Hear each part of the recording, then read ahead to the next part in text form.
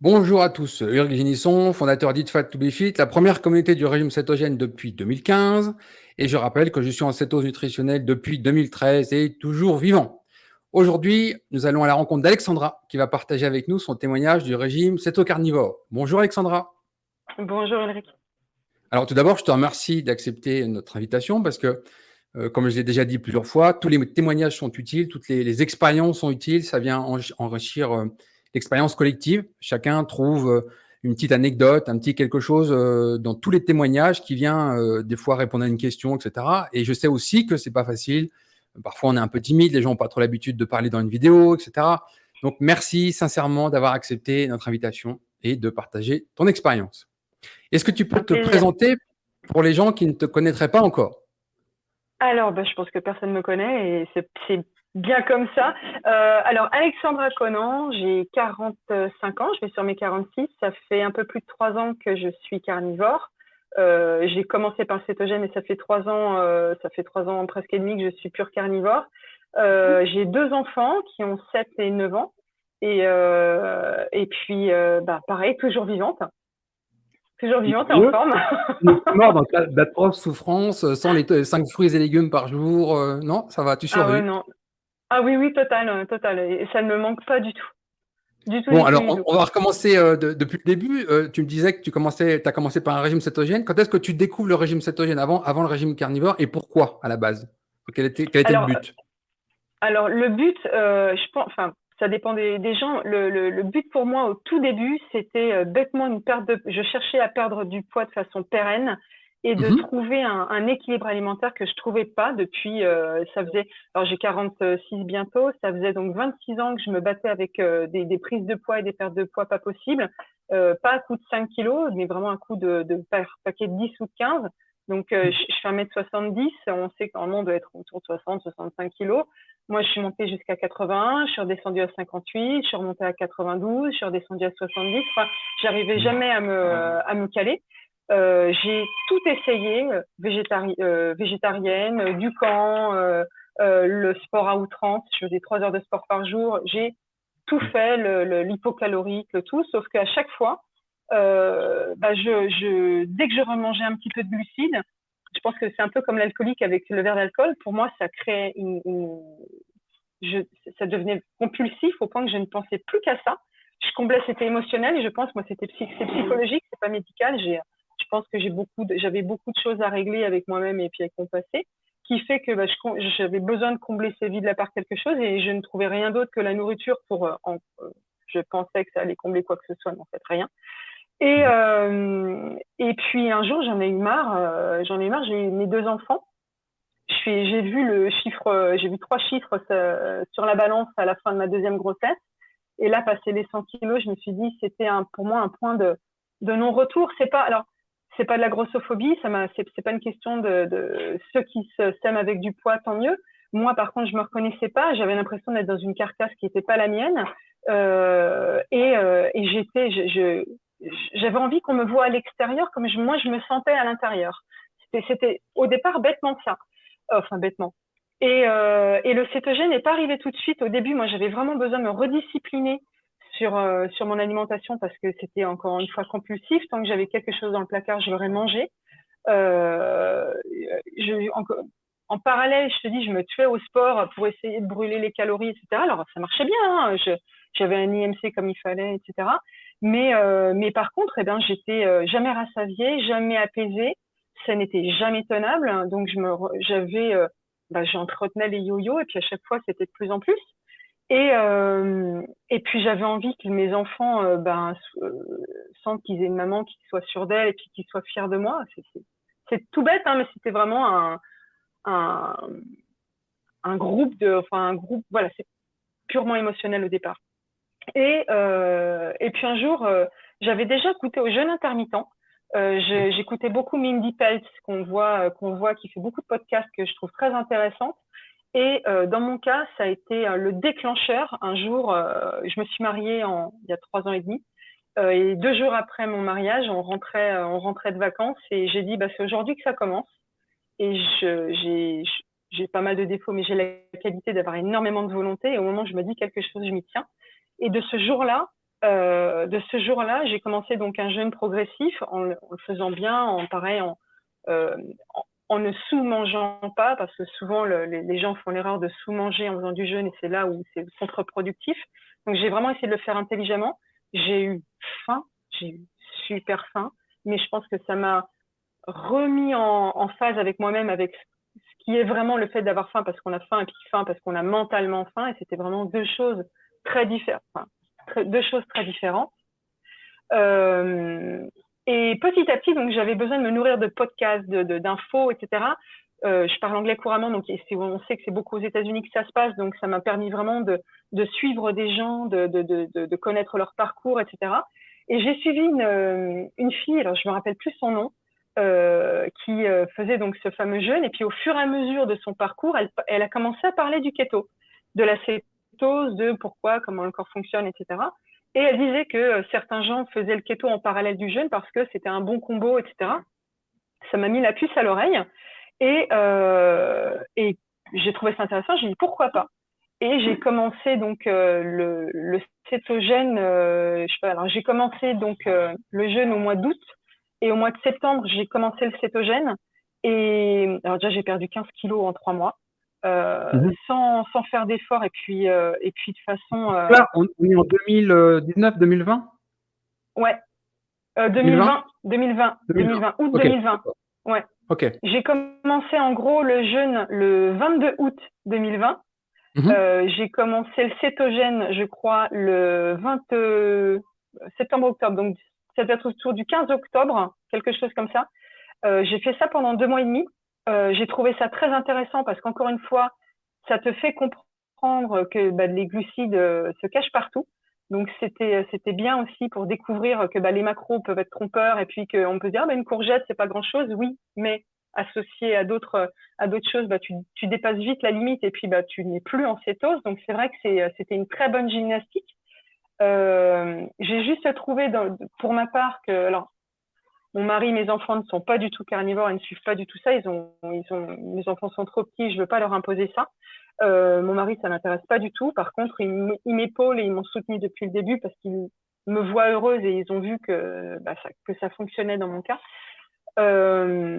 Et alors déjà, si je dois refaire un petit retour en arrière, déjà avec le jeûne et le cétogène, j'ai vite compris que c'était plus qu'une question de perte de poids parce que Mhm. c'était au départ ma raison première.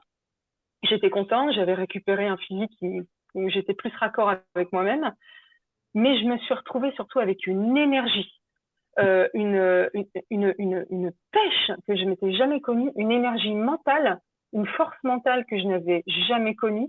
Je n'avais plus d'eczéma. Je faisais tout le temps de l'eczéma au niveau du visage, je n'en avais plus. J'avais plus de douleur articulaire. J'avais l'impression de redécouvrir un physique que j'avais pas connu avant. Un gros souci aussi, si on doit être parfaitement transparent, moi alors je sais pas si on peut appeler ça le syndrome du côlon irritable, mais j'avais dans la famille on avait des vrais soucis de constipation. Au point qu'avant de passer cétogène, j'ai dû consulter, je crois, dans le premier mois 3 fois un médecin parce que ça faisait plus d'un mois qu'il se passait rien, à coup de massage, à coup de lavement, etc. Il ne se passait rien du tout. Et depuis toute cette aventure, je n'ai plus jamais, j'ai découvert un transit, on va dire, que je n'ai jamais eu de ma vie, que je n'ai jamais eu de ma vie. Ça a été pour moi, mais rien que pour ça, je crois que je n'arrêterai jamais. Ça a été révolutionnaire pour ceux qui ont des soucis de ce style. C'est tellement, et on te fait la C'est pas pub un des petit, c'est pas un petit fibres. problème parce que moi je pense qu'aujourd'hui on n'est pas loin de la majorité des gens en Occident qui ont ces problèmes. Bien Typiquement, sûr. les gens ne savent pas ce que c'est qu'un transit normal. Toi, on a basé des chiffres, par exemple, à aller à la selle tous les jours, ce qui est une vraie connerie. En fait, à la base, il y a un excès de fibres, etc., qui va Ouais. sursolliciter une fermentation. Enfin, on connaît tous les problèmes. Et donc, quand tu arrives sur un régime cétogène, voire un régime carnivore, et que ce soit des rectocoliques hémorragiques, des problèmes de SIBO, des problèmes de prolifération de bactéries dans le côlon, des problèmes de côlon irritable, etc. Des problèmes vraiment de prolifération bactérienne très précises qu'on connaît très bien, totalement liés au régime alimentaire. Les gens, ils arrivent sur un régime cétogène ou un régime cétocarnivore et hop, des fois, 10 ans, 20 ans de problèmes disparaissent. Les problèmes Ouais. aussi tu sais, ça y est, j'ai perdu le nom. Quand tu as une trop forte pression sur le côlon, tu as une déformation du côlon et tu as comme des petites boules qui vont se former sur les côtés avec des selles qui vont stagner. Alors là où c'est génial, c'est quand les gens commencent à manger beaucoup de graines, typiquement des tomates, des kiwis, des courgettes avec des graines, etc. Elles viennent dedans, ça s'enflamme et à la fin, ça se termine, si tu veux, avec jusqu'à un côlon qui est retiré sur 10, 15, 20 centimètres. Toutes les personnes qui ont plus de 70 ans sont quasiment concernées, sans exception, avec ces problèmes. Mm, mm. Et par Diverticules. contre, on va te faire la pub des fibres.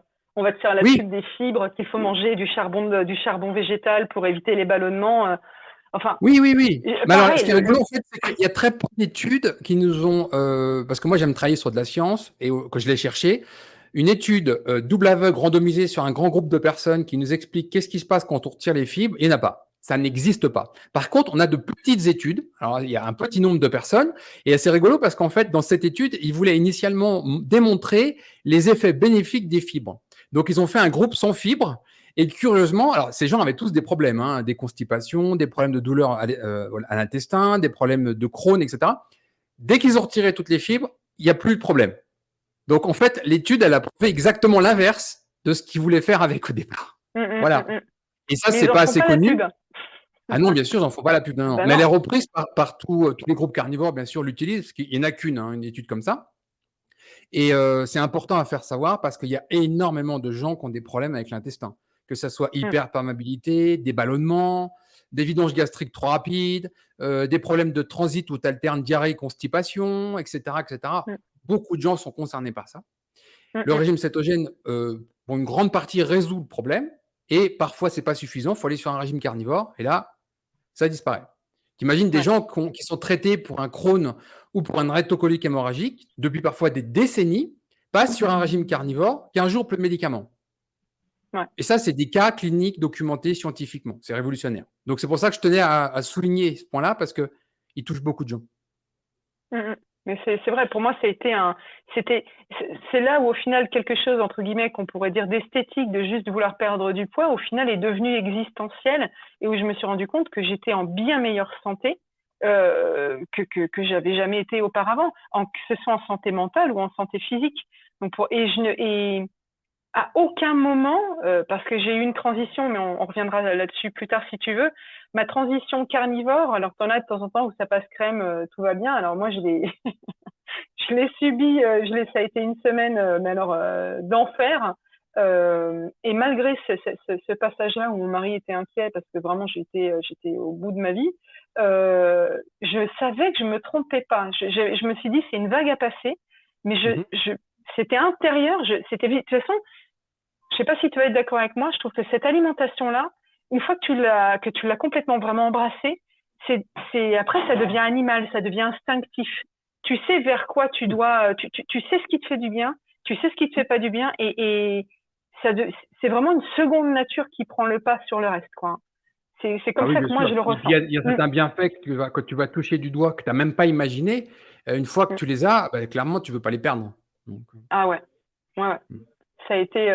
Mais Larry, on Euh, parlait en off tout à l'heure, juste avant qu'on enregistre, l'expérience de Kelly que j'avais relatée dans un article de 2018, je crois, qui est sur notre site. C'était mm, folklore quand elle est arrivée en carnivore diet quand même, hein, parce qu'elle est arrivée à la base ouais, pour de la perte de poids, elle en prend pendant 6 mois, enfin toute l'histoire, faut j'avais tenir, tout hein. traduit. Voilà, c'est pour ça qu'il faut de la conviction, c'est-à-dire qu'à un moment donné, il y a beaucoup de gens qui arrivent sur un régime cétogène, puis après carnivore, parce que, tu vois, moi je suis devenu carnivore sans le chercher. Au départ, j'étais sur un régime cétogène omnivore. Puis avec le temps, on s'aperçoit que finalement, les végétaux, ben, ça devient optionnel, ça ne sert pas à grand-chose, c'est pas essentiel. Tu vas viser tes œufs, ta viande. Moi, je mange des produits laitiers, donc les fromages. Puis le reste, c'est accessoire. Puis finalement, avec le temps, tu n'en as carrément plus envie, quoi. Donc, tu augmentes tes doses Mm. de viande, de poisson, etc. Mais tu as des gens, par contre, ils sont vraiment arrivés, tu as un régime presque végétarien, végétalien sur certains, directement au carnivore, sans passer par la case cétogène omnivore. Là, c'est quand même radical.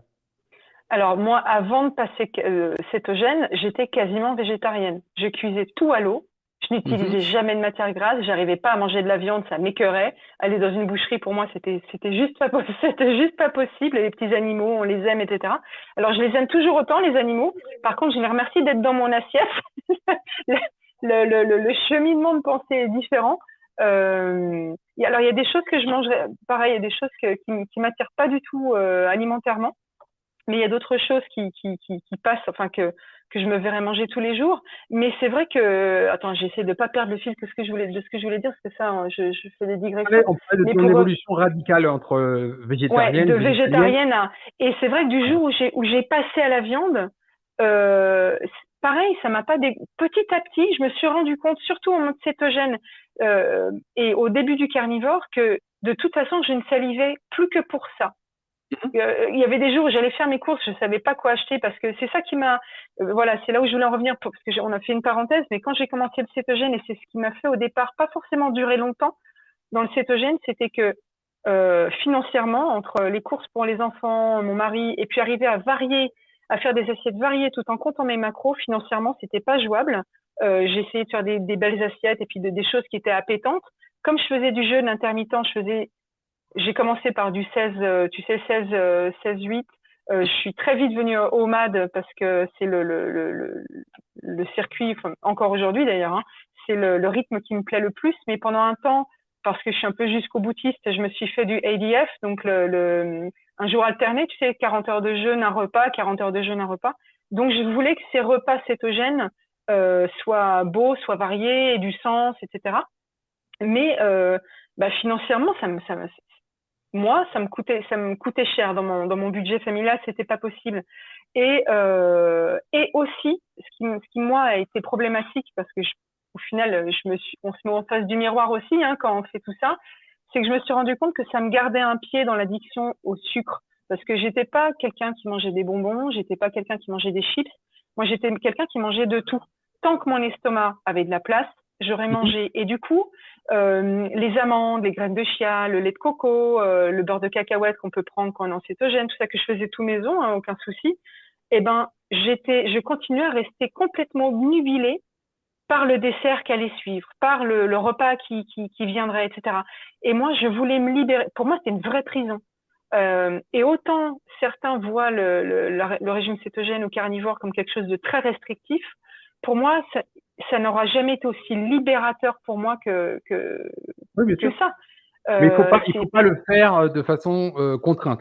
Il y a des gens, c'est pour ça que moi j'ai toujours été inclusif, même si je déteste le mot, d'une grande famille cétogène, parce que, à part les véganes cétogènes que moi j'exclus, parce qu'on ne peut pas tenir un régime cétogène vegan correctement formulé sans une masse de suppléments alimentaires.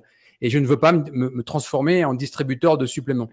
Donc, un régime cétogène omnivore d'un côté, relativement riche en glucides, ça dépend si c'est des sportifs, etc., jusqu'à un régime zéro carb. J'ai écrit mon premier article sur le régime zéro carb parce qu'à l'époque, ça ne s'appelait pas carnivore. Personne n'utilisait le mot carnivore. C'était des groupes zéro carb. C'était en 2015. Lutte contre le cancer avec le régime zéro carb. Mais en plus, il était très, très élevé en lipides, très pauvre en protéines. Il utilisait beaucoup la cervelle, des choses comme ça. Et ce que je veux dire, c'est que voilà le spectre complet qu'on peut utiliser en régime cétogène, en cétose nutritionnelle. Voilà ce qu'on peut faire comme gradient. Il y a des gens que j'ai interviewés, ça fait 10 ans qu'ils sont en régime cétogène omnivore, ils n'ont pas de sensibilité particulière sur les produits glucidiques, ils gèrent très bien et ça va très bien pour eux. Et puis des gens, ça ne va pas assez loin et ils se sentent beaucoup mieux sur un régime carnivore. Comme tu l'as dit, c'est libérateur, il n'y a pas à calculer, on s'affranchit complètement de ce petit goût sucré ou de cette appétence pour certains produits.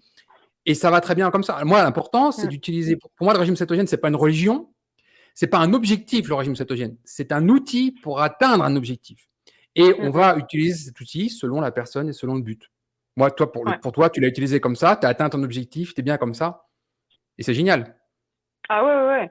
J'avais, alors, dans toutes les vidéos, les podcasts que j'écoutais beaucoup donc Kelly Hogan, qui a été une des pionnières du sujet et qui a fait énormément de vidéos, énormément elle recueillait beaucoup de témoignages comme tu fais maintenant, et c'est génial. Et ça m'a servi vraiment mais je me littéralement, je me nourrissais de tout ça pour déjà me motiver, me dire que je me trompais pas, quand il disait ayez confiance dans le process. J'ai beaucoup aussi aimé le fait que pour le carnivore, mais je vais te dire aussi comment j'ai basculé dans le carnivore. Mais ce que j'ai aimé dans la mentalité américaine du sujet, c'est qu'il disait tant que tu as faim, tu manges. Quand tu n'as plus faim, tu poses ta fourchette et tu remangeras que quand tu auras faim.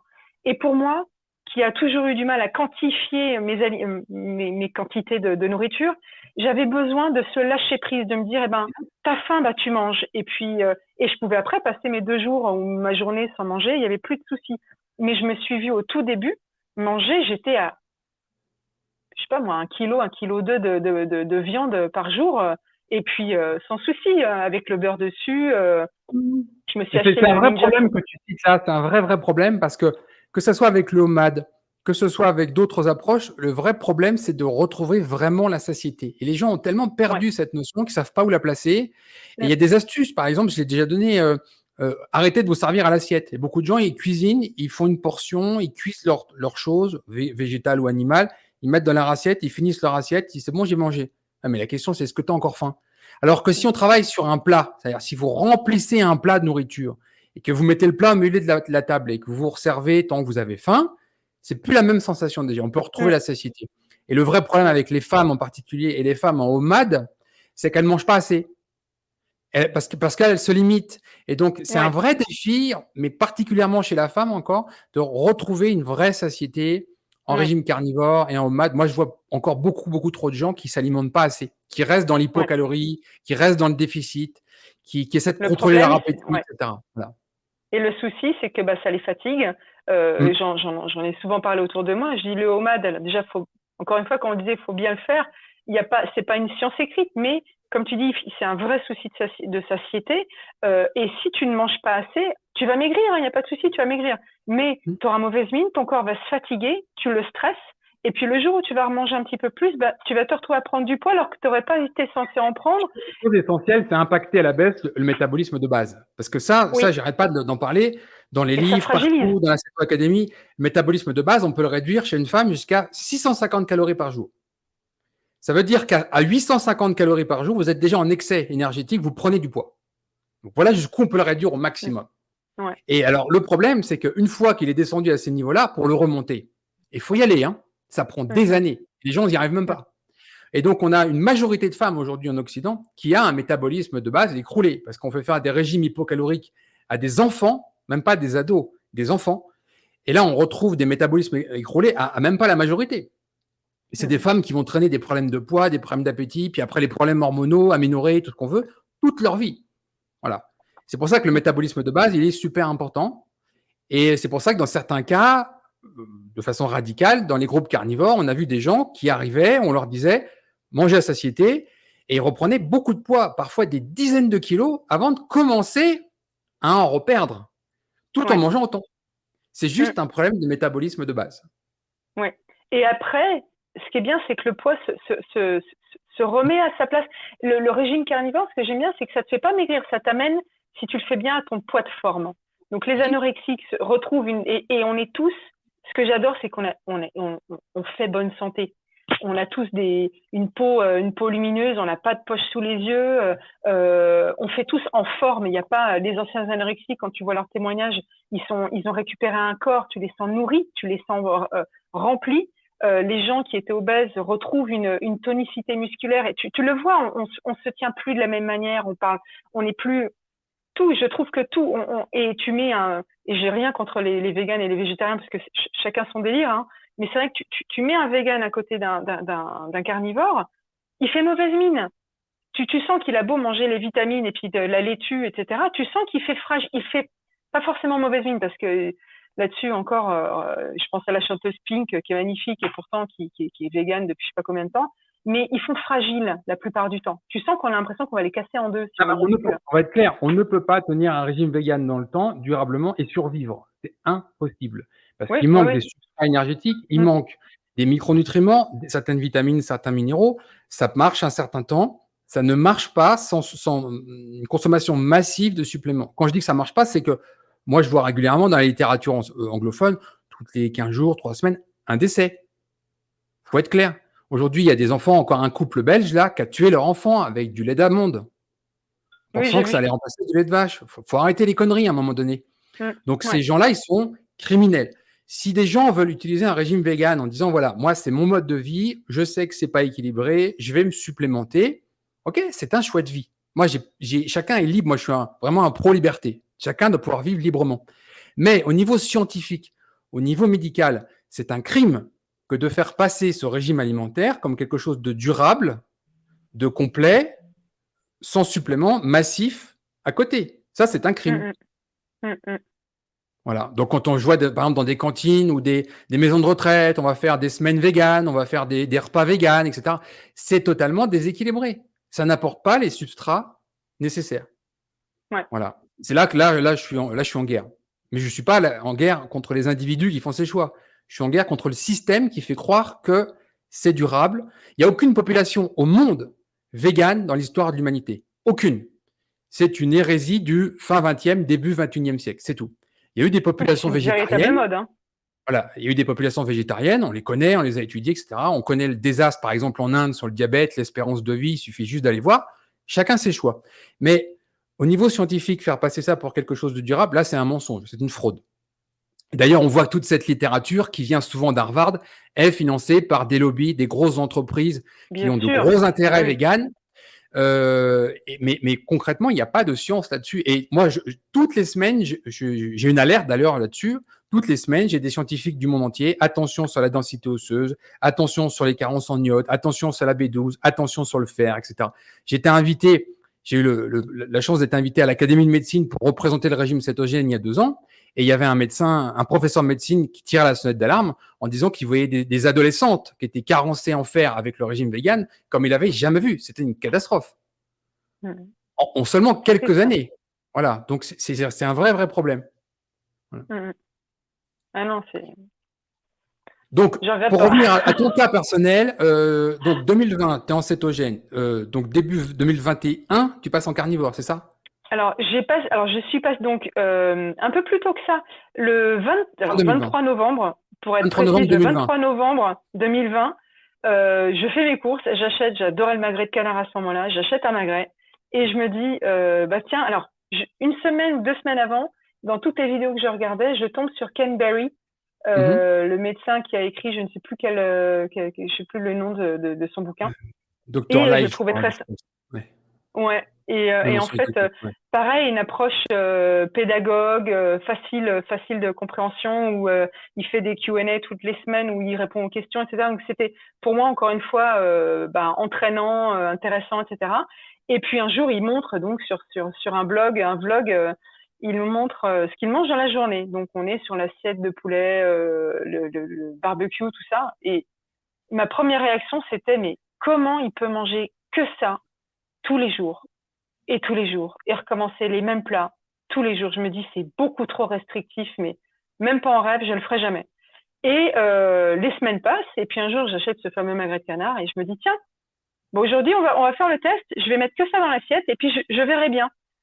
C'était le 23 novembre. Pour moi c'est mon anniversaire. De ce jour-là, je n'ai jamais pu remettre autre chose dans mon assiette que juste de la viande ou des produits animaux. Pour moi, ça a été un véritable déclic. Je me suis sentie déjà, je fais partie de ceux qui ont vraiment, où je préfère rajouter du gras que de la protéine. Le gras compte énormément, donc là, ça baignait dans le gras de canard, etc. Donc pour moi, c'était le grand bonheur. Et ça a été, mais vraiment la révélation. Je me dis, mais pourquoi au final j'ai besoin, comme tu disais tout à l'heure, de garder la courgette, de garder ci ou de garder ça, alors qu'au final, ça ne m'apportait que ça ne me faisait que me maintenir dans cette petite addiction là, de me dire tiens j'ai envie de manger par l'envie et pas par le besoin de manger quelque chose parce que tu as vraiment faim.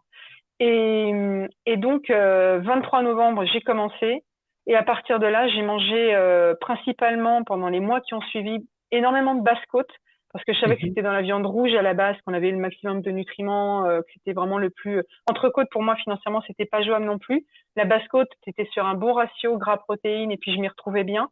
Et c'est là où, quand il disait que tu manges à satiété, où là, j'ai énormément mangé, j'étais très surprise d'ailleurs de la quantité que je pouvais manger. Je continue à perdre du poids, hein. J'ai perdu en tout 27 kilos.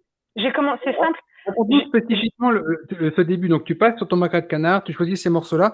Tu disais que tu as vécu une semaine difficile. Ah ouais, alors ça a été 3 semaines après ça. Après, comme ça, on fera toute l'évolution. Comment ton régime carnivore a évolué avec le temps? Ouais. Donc, 22 août, je démarre le jeûne. Début septembre, je passe en cétogène. Je fais donc à peu près 2 mois. Le 23 novembre, je passe carnivore.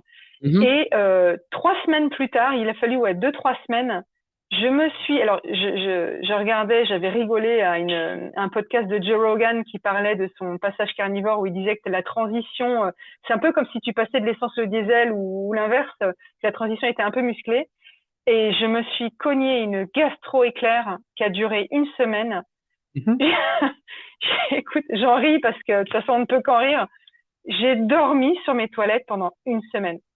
Ça a été digne de Trainspotting, digne de n'importe quel film gore que tu peux voir. Ça a été, c'est comme si mon corps est passé en mode purge pendant une semaine. J'ai perdu 4 kilos en 3 jours. J'étais d'une faiblesse. C'est ça, mais quand je te dis que je dormais sur les toilettes, je ne déconne même pas. Je pouvais même pas m'allonger. Je suis restée assise.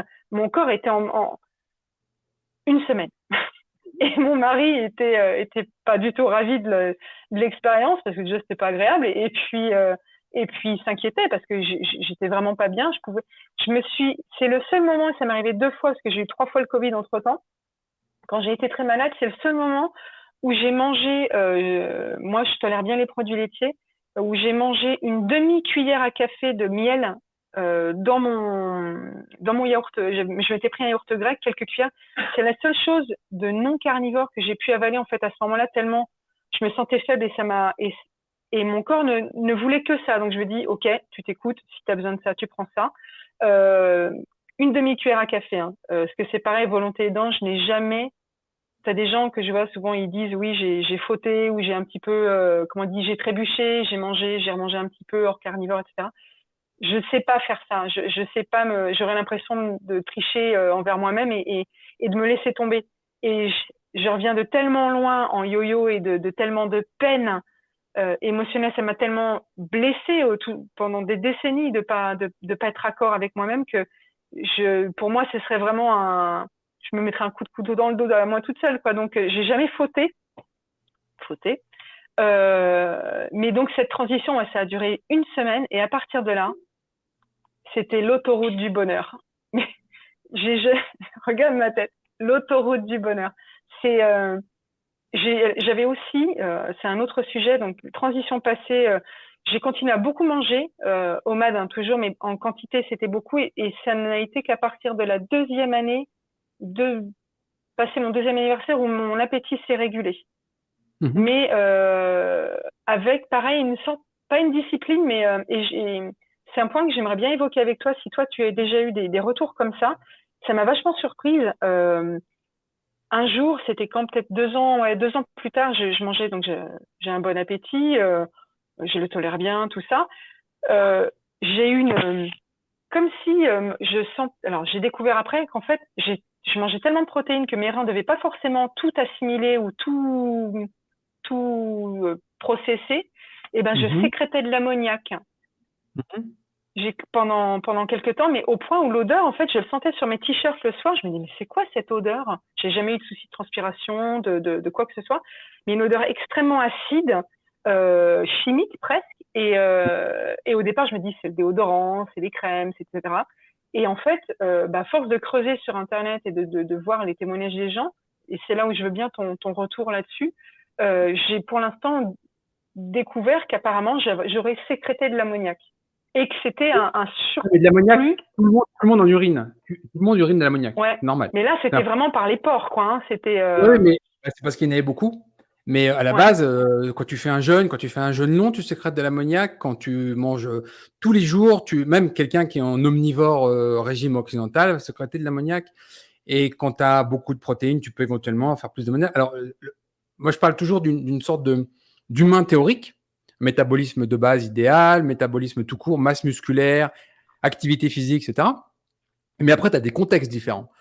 C'est pour ça que moi, par exemple, je suis très favorable à un régime plus protéiné, mais de l'autre côté, chez certaines personnes, ça sera défavorable. Typiquement, toutes les personnes qui sont touchées par un syndrome métabolique, c'est-à-dire, alors, le mot n'est pas juste, mais les gens le comprennent. Donc, résistance à l'insuline, syndrome du foie gras non alcoolique, surpoids, prédiabète, tout ce panel de symptômes, ces gens-là n'ont pas intérêt à consommer des quantités très importantes de protéines, et en particulier d'acides aminés à chaîne ramifiée, donc les BCAA.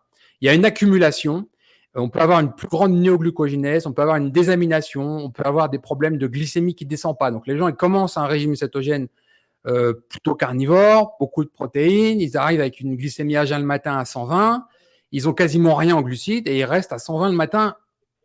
Ça ne descend pas. Qu'est-ce qui se passe? Voilà. Alors que quelqu'un qui va être beaucoup plus athlétique, qui va faire du travail en résistance, qui n'est pas concerné par cette résistance à l'insuline, va s'enfiler 250 grammes de protéines et va être à 60 en glycémie. Donc, 2 régimes alimentaires extrêmes et finalement 2 résultats très différents d'un état métabolique par rapport à un autre. Et donc, on peut améliorer les choses. Typiquement, cette personne-là, qui serait touchée par un syndrome métabolique, elle devrait certainement faire un régime cétogène plus réduit en lipides, attention aux acides aminés à chaîne ramifiée, plus de morceaux très riches en collagène, gras, et puis retrouver un poids de forme, et voire retrouver une bonne sensibilité à l'insuline, retrouver une glycémie à jeun le matin normale, retrouver des niveaux d'insuline le matin normaux, et là, dans ces cas-là, pourquoi pas réaugmenter les protéines avec une stratégie de reprise de masse musculaire. Tu vois? Mais il y aura une étape préliminaire. Mais finalement, tu peux avoir 2 résultats différents dans 2 contextes différents, avec un même régime alimentaire. Toi, moi, je m'enfile en moyenne 250 grammes de protéines par jour. Ça monte jusqu'à 350 grammes par jour qu'avec de la nourriture. Je peux poser 2,5 kg de viande sur la table et tout manger en un seul repas. OK? C'est-à-dire, c'est 2 côtes de bœuf plus le reste. Hein, et 12 œufs. Ah, mais c'est magique. OK? Voilà, ça c'est moi. Et ma glycémie, je peux la prendre parce que moi, j'ai fait beaucoup de tests avec quand les capteurs sont arrivés, etc. Ça ne dépassera jamais 100. Jamais. Voilà, ça c'est mon contexte à moi. D'autres personnes qui arrivent avec 50 kilos de trop, une résistance à l'insuline, une glycémie à jeun à 120 font ça, ça va être le carnage. Tu vois, c'est pour ça que je dis, suivez pas ce que je fais, parce que moi, c'est ce que je te le dis, je le fais, ça marche pour moi. Pour d'autres, ça marchera pas. C'est pour ça que je suis obligé d'expliquer les contextes de chacun. Typiquement, tu vois, il y a une étude qui est sortie il n'y a pas très longtemps qui nous a expliqué ingérer 100 grammes de protéines. Parce qu'il y avait le célèbre fractionnement des protéines, 30 grammes par repas, de Lehman, c'est vieux de 30 ans, c'était la référence mondiale, il n'y a pas de problème, ces travaux sont remarquables. Mais ils se sont dit, qu'est-ce qui se passe si on y va vraiment massivement sur de grosses quantités de protéines? Est-ce qu'on continue l'anabolisme, etc. Est-ce qu'on fait de la désamination? Et c'est intéressant parce que cette étude, elle a été faite chez des gens qui sont sportifs en résistance. Et moi, j'attends la même étude calibrée exactement de la même manière chez des sédentaires en surpoids. Et on verra que les conclusions de l'étude seront très différentes. C'est-à-dire qu'un même régime alimentaire va donner des résultats très différents dans un contexte différent. Alors, ça sera les mêmes humains. Et typiquement, c'est pour ça que je donne des extrêmes. Il y a aujourd'hui beaucoup de femmes qui sont affamées, qui ne mangent pas assez et pas assez de protéines. Moi, j'en vois beaucoup qui sont à 40-45 grammes de protéines par jour. C'est un carnage. Un carnage. Et de l'autre côté, chez des bodybuilders, je l'ai vu 600 grammes de protéines par jour. Parce qu'ils font 135, 140 kilos et ils ont besoin de ces 600 grammes de protéines par jour. Parce que quand on regarde leur j'ai jamais compté. Attention, voilà. Alors, j'ai jamais compté, moi, tu sais, comme tu dis, là, les grammes, je pense que c'est total, c'est pas forcément le poids de la viande que tu vas cuire, c'est le résultat, juste la quantité de protéines qui existe dans la viande que tu auras mangée. Tu prends un morceau de muscle, alors selon la quantité de gras que tu vas avoir dans ce morceau de muscle, un morceau de muscle va être à 18 grammes de protéines, c'était vraiment dans un morceau très gras, 22, 23, 24, 25 grammes, 25% de protéines sur des morceaux très, très lean. Voilà, donc après, forcément, si tu cuis, il y a de l'eau qui s'évapore, le poids que tu cuis, c'est pas le même que le poids cru, etc. Mais ça revient au même. Moi, je me rends compte que le poulet, tu vois, avant, j'étais pas anti-poulet, maintenant, je me rends compte que je mange du poulet 2 heures après, j'ai faim. Ça me nourrit pas. J'adore le poisson, mais je sais que c'est un plat que je vais me faire, mais je sais que 2 heures, enfin, en tout cas, je mangerai le soir. C'est pas un repas qui me suffira. La seule chose qui me contente depuis presque plus d'1 an maintenant, et alors qu'avant, j'étais très, très viande rouge, c'est la poitrine de porc. Je t'en mange tous les jours. Et si j'en mange pas, j'ai un manque. Je pense que le gras, le côté très gras de la poitrine de porc me rassasie et je suis, c'est devenu alors. Et pourtant, je sais que nutritivement parlant, c'est pas aussi bon qualitativement qu'une viande rouge. Alors, je fais en sorte de manger de la viande rouge de temps en temps, mais mon basique aujourd'hui, c'est la poitrine de porc. Grillé, tu sais, j'ai un Ninja Foodie Grill là, des œufs, beaucoup d'œufs. Je privilégie le jaune parce qu'à un moment donné, le blanc, ça passait pas trop. Je me suis fait aussi au tout début des bouillons d'os. Je me suis fait parce que c'était, tu sais, c'est au moment où pareil, ça devenait un petit peu pas à la mode, mais où le carnivorisme commençait à être un peu émergent aux États-Unis, donc tout le monde y allait un petit peu de sa recette et ça faisait du bien d'ailleurs parce qu'au moins ça te permettait d'avoir encore l'impression de cuisiner. Donc les bouillons d'os beaucoup, les flancs d'œufs, j'en faisais beaucoup aussi, donc ça accompagnait. Mais à chaque fois, par contre, je rajoutais du gras, du beurre. J'avais pas de souci à rajouter ça. Mais tu sais, Du foie dans de. la question académique, j'ai écrit en 2016, j'avais déjà alerté là-dessus. Tu as un syndrome très connu qui s'appelle la famine du lapin. Parce que le Oui, lapin oui. est un animal très maigre et que si tu consommes comme nourriture exclusive que du lapin, tu vas vraiment avoir des problèmes. Tu vois? Ouais. Et tout simplement parce qu'il y a un problème avec le gras. Et donc, du coup, on sait très bien que des morceaux très maigres, typiquement que du filet de poulet, des choses comme ça, uniquement, ça va avoir un problème avec le gras. C'est ce que font d'ailleurs les culturistes qui sont à 75, Oui, quand ils font de 80% la sèche. de glucides, tu vois, et ils ont quasiment rien en lipides. Mais en fait, ils font la satiété avec les glucides. C'est n'importe quoi, mais c'est comme ça que ça se fait. Et donc, tu as dans l'adage cette célèbre famine du lapin que tu peux reproduire avec d'autres morceaux qui seraient trop maigres. Et c'est pour ça que l'important, c'est quand même un ratio entre les protéines et les lipides, sans parler du régime PKD qui va être sur 2-1, mais sinon, beaucoup de gens obtiennent une très bonne satiété avec des morceaux très gras. Alors moi, j'ai toujours été partisan de choisir des coupes grasses plutôt que de rajouter du gras. Moi, je trouve que ça fait pas sens de dire je vais prendre un steak ultra maigre et au final, je vais rajouter 150 grammes de beurre. Dans ma tête, ça marche pas. Il y en a qui font ça, mais moi, j'aime pas ça. Par contre, on peut faire de vraies coupes très grasses. Il faut demander ça à son boucher. Là, du coup, on mange juste un morceau de viande. Il y a un bon ratio gras-protéines. Et là, on a une vraie satiété. C'est pas du tout la même satiété qu'on a sur un certain poids de viande très maigre avec le même poids de viande très gras. Voilà. Ouais. Et on se sent, il y a vraiment ça, ce côté sérotonine, ou je sais pas si c'est ça, mais tu te sens heureux quand tu as mangé un plat bien gras. Moralement, littéralement, c'est bête, hein, mais tu as vraiment cette sensation-là où tu te sens bien. Tu te sens bien. C'est une chaîne qui dépend du gras, il faut bien comprendre ça. Alors, ce gras, il est super important, dopamine, sérotonine, après en cascade jusqu'à la mélatonine, et puis toutes les hormones féminines en particulier. Tous les stéroïdes, donc on parle de testostérone, on parle d'oestrogène, etc. Ça, c'est très dépendant du gras, quoi, et de la source de gras. Voilà. C'est pour ça qu'il y a une grande différence. Tu sais que dans la littérature scientifique, souvent, ils font des études avec des souris. C'est super indispensable d'aller voir le régime précis qu'ils ont donné aux souris pour voir si l'étude est recevable ou pas. Parce que tu peux faire échouer un régime cétogène chez la souris juste parce que tu as donné des acides gras polyinsaturés. Et tu te plantes royalement. Alors que tu vas faire la même expérience avec un acide gras saturé et là, tu vas avoir un effet positif. Donc, c'est pour ça que les acides gras sont essentiels. La qualité des acides gras, d'abord des acides gras saturés en priorité.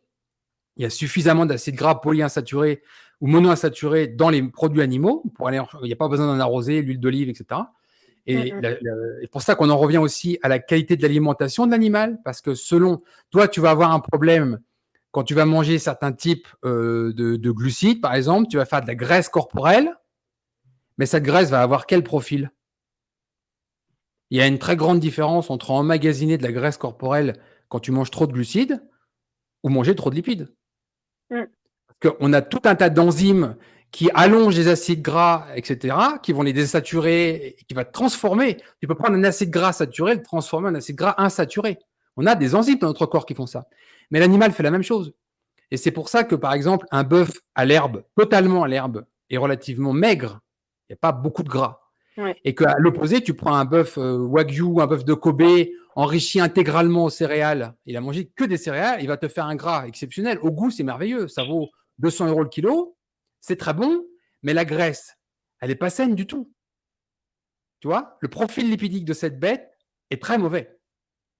Et il se passe la même chose avec les porcs aussi. Tu as beaucoup de porcs qui sont mal nourris. Le profil lipidique de ces porcs est très mauvais. Alors, ça reste du porc, ça reste du gras de porc, mais ça peut être du mauvais gras de porc. Tu vois? C'est pour ça que le détail compte. Bien sûr, bien sûr. Ouais. Et j'ai tenté à une période où je me suis amusée à faire des expériences au début, et à chaque fois, je faisais ça sur 30 jours pour voir comment mon corps réagissait, etc. Et je me suis, parce qu'au tout début quand je suis passée carnivore, j'avais continué à faire de la marche rapide, etc. J'avais un rythme journalier qui était très, très, très intense. Et je sais pas, au bout de 3 semaines, quelque chose comme ça, 3 semaines, un mois, j'ai commencé à avoir une sorte de courant électrique dans les jambes. Je savais pas d'où ça venait, mais vraiment comme un grésillement constant dans les tibias, dans les jambes. Et j'ai mis du temps à comprendre qu'en fait, je fixais mal mes électrolytes, que j'avais une déficience en magnésium, etc. Je le fixe toujours pas très bien d'ailleurs, mieux maintenant, mais j'ai fait des crampes, mais des crampes débilitantes qui me faisaient mais sursauter la nuit à devoir marcher parce que mon pied, t'as les pieds qui sont comme ça, mes pieds partaient vers l'extérieur, mais à la fin j'emboîtais tellement j'arrivais pas à contrôler ces fameuses crampes-là. Et donc j'ai commencé à faire ces expériences, à me dire est-ce que je dois enlever, tu sais. Et j'ai vu Michaela Peterson qui elle est la pionnière de la Lion Diet, et je me dis pourquoi pas, on va essayer. Et donc j'ai tenu ce fameux journal pendant 30 jours. J'ai écrit ce que j'avais mangé, comment je me sentais, et ci et ça, pour voir si c'était quelque chose qui me correspondait. Et moi je fais partie à la base enfin maintenant je le sais, mais à la base je fais partie de ceux qui j'adore le fromage. Je mange pas forcément de crème fraîche, etc. Ou si j'en mange, c'est vraiment de façon épisodique. Mais par contre, le fromage, j'ai aucun problème avec, que ce soit du comté, je suis très comté, de l'emmental de temps en temps parce que les enfants en ont, du crottin de chavignol, du chèvre, de la feta, enfin peu importe je t'avouerai, peu importe le fromage. Et je m'étais dit peut-être que et mes 2 premières semaines de Lion Diet, donc j'avais vraiment fait viande rouge, sel et eau, avec essentiel d'ailleurs pour voir aussi si ça matchait ou pas pour moi. Et dans les 2 premières semaines, mais écoute, j'ai atteint, alors le corps, est-ce que le corps supplémente pour voir en fait si tu as des carences, mais tu le sais pas encore, mais euphorique, c'en était à un point où quand j'allais au boulot le matin, parce que je me levais très très tôt, je devais danser et sauter dans la rue. Je me retournais pour être sûre que personne me voit, mais littéralement, je dansais dans la rue pour exulter un peu toute cette espèce de trop plein d'énergie. Mais c'en était, alors j'en riais toute seule, hein, mais ça a duré, ce coup d'euphorie, ça a duré une semaine. Et par contre, passé le cap des 2 semaines, ça a été la descente où je me suis retrouvée avec des coups de blues, des larmes aux yeux, où je sentais qu'il y avait quelque chose qui allait pas. Mais vraiment pas bien. Et arrivé au 28e jour, je voulais faire un mois. Arrivé au 28e jour, c'était le week-end, j'ai dit stop, c'est terminé. J'ai rajouté du fromage le même jour. Et de ce jour-là, je récupérais un moral normal, une vie normale et un bien-être. Le vrai problème en fait de tout ça, c'est qu'il y a beaucoup de marketing et honnêtement, ça me gonfle. Vraiment. Parce que j'ai beaucoup de respect pour l'alimentation ancestrale, j'ai beaucoup de respect pour l'alimentation carnivore, pour la bonne et simple raison que l'être humain, il a évolué au minimum 2,5 millions d'années sous cette alimentation. Point. Maintenant, aujourd'hui, ça ne veut pas dire qu'il faille. Ouais, ça veut. Non, moi, je pense que ça ne veut pas dire qu'il faille. Ce que je veux dire, c'est que moi, je suis capable de dire quelque chose et de dire son contraire, parce que le contexte va nécessiter que je dise le contraire. Dans tous mes livres, la Céto Academy, partout, j'ai expliqué aux gens 12 grammes de sel par jour minimum. Pourquoi je dis ça? Pas parce que Ulrich Génisson, il fait une religion sur le sel. Non. Parce que quand vous allez arriver sur une phase d'induction au régime cétogène, vous allez perdre beaucoup de sodium. Le sodium est vital, du coup, le corps va recycler ce sodium jusqu'à 800 fois par jour. Et pour préserver, il va dépenser du potassium. Vous n'avez pas assez de potassium dans votre alimentation. Du coup, vous allez retrouver des étourdissements, etc. Il n'y a aucun risque, sauf quelques personnes qui seraient extrêmement sensibles au sel. Ça peut arriver à quelques cas. Sinon, il n'y a aucun risque à manger énormément de sel parce qu'on va l'excréter. Point. Ça résout le problème.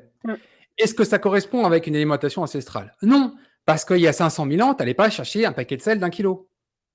Voilà. Donc, comment faisaient les populations ancestrales? On le sait très bien. Ces populations ancestrales, elles mangeaient très peu de sodium. Toi, quand je te dis 12 grammes de sel, ça correspond à peu près à 5000 mg de sodium jour, comme minimum en régime cétogène. Et d'ailleurs, beaucoup font ça en carnivore aussi. Ils rajoutent du sel sur la viande. Comment faisaient les populations ancestrales? On sait très bien dans la littérature, on a estimé à environ seulement 800 mg de sodium par jour la consommation. 800. Pourquoi? Parce que les populations ancestrales mangeaient de la viande fraîche Ils buvaient le sang des animaux. C'était quasiment leur seule source de sodium. Et puis, vous avez peut-être trouvé ça dégueulasse, mais c'est la réalité, ils se léchaient la peau aussi. Ça veut dire que quand ils transpiraient, ils récupéraient l'excrétion de sodium. Ce que les humains aujourd'hui ne font pas. Donc, il faut remettre ça dans son contexte. Et de l'autre côté, ils consommaient des quantités massives de potassium. Massives, que plus personne ne consomme. Donc, si vous voulez faire un régime carnivore ou un régime cétogène lourd en sodium, pas de problème. Mais en potassium, il va falloir y aller. Hein. Et ça, les gens ne sont pas capables de le faire. Donc, on essaye, si tu veux, de donner une réponse par rapport au contexte. Même chose avec le calcium. Moi, je suis un consommateur et un défenseur des produits au lait cru, fromage au lait cru, kéfir. On a vu plein de gens retrouver une santé extraordinaire. Ils étaient plus capables de manger quoi que ce soit, des véganes, presque en fin de vie, 35 kilos, véganes, etc. Au final, ils retrouvent la vie avec du kéfir de lait de chèvre. La seule chose qu'ils arrivaient à manger et tolérer. Et après, on réalimente. Tu vois. Donc, les produits laitiers ont un rôle.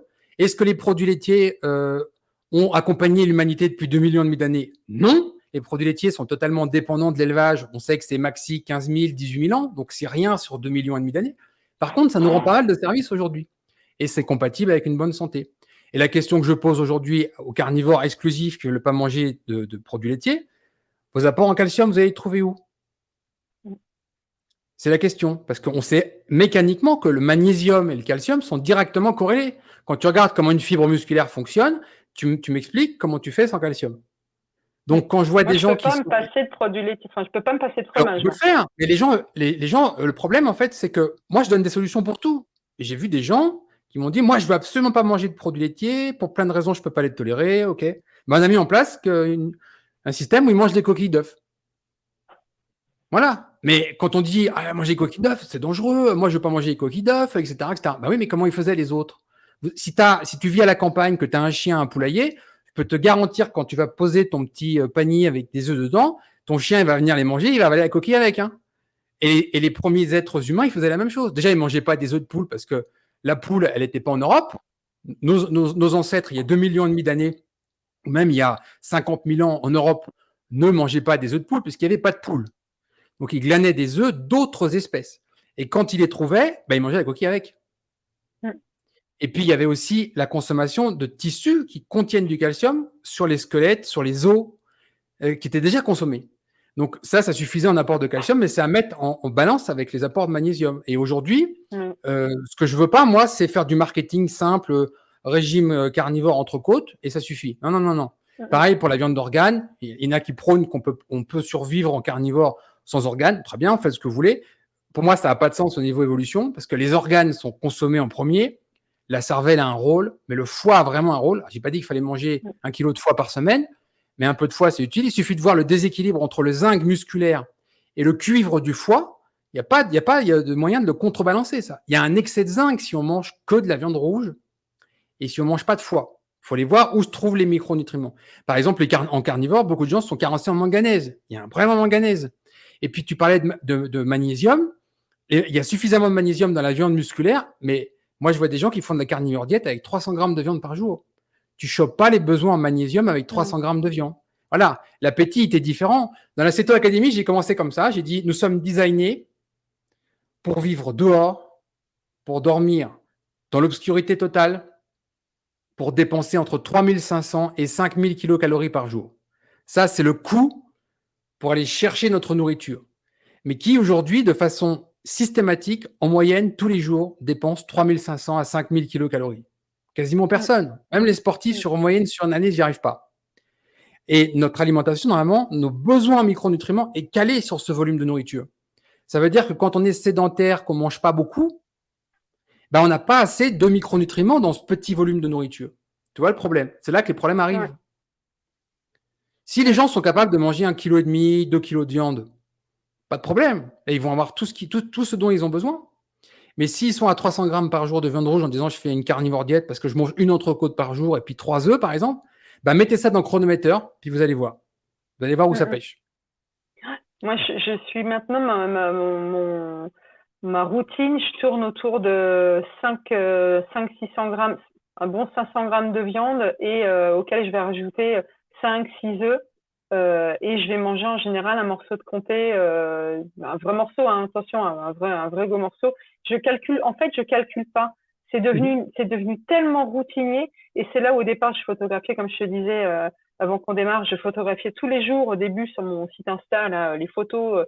Et tu vois d'ailleurs la taille des trucs que je mangeais. J'hallucinais. Mon anniversaire, j'étais empilé 4 basses-côtes avec une bougie dessus. Et puis, j'ai trouvé ça génial, hein.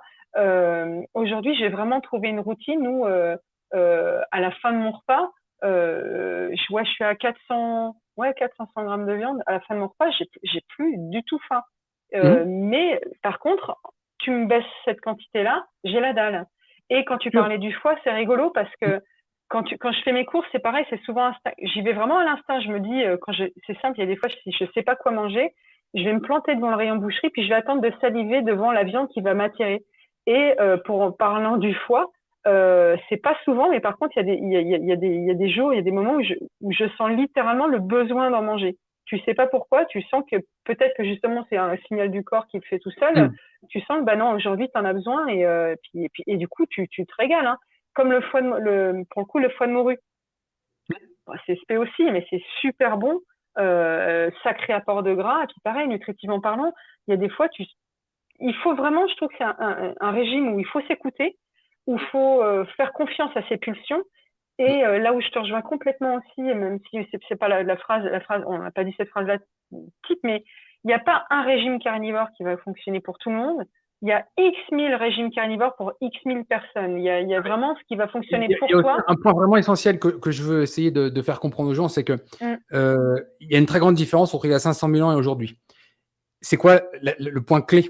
Il y a 500 000 ans, la nature décidait pour nous. Nous n'avions pas le choix. Aujourd'hui, nous avons un choix illimité, c'est-à-dire une possibilité d'erreur illimitée. C'est là toute la difficulté. C'est là où j'attire l'attention. Parce que tu vois, il y a vraiment des choses qui sont fines, les gens ne comprennent pas. Je te donne un exemple. Moi, je suis très, très focalisé sur les micronutriments. Tu vas aux États-Unis, tu as une maladie qui concerne le bétail avec des apports trop importants de sélénium dans les sols. Concrètement, c'est des sabots qui sont coupés en deux. Il y a des vrais problèmes. Il y a trop de sélénium dans les sols américains, en particulier par chez moi. Montana, Wyoming, Dakota, Colorado, on sait que c'est concerné. Bon. Tu vas en Europe, c'est exactement l'inverse. Il n'y a pas assez de sélénium dans les sols. Ça veut dire que consommer un morceau de bœuf ici ou consommer un morceau de bœuf chez toi, c'est pas du tout la même chose. Juste sur ce micronutriment-là.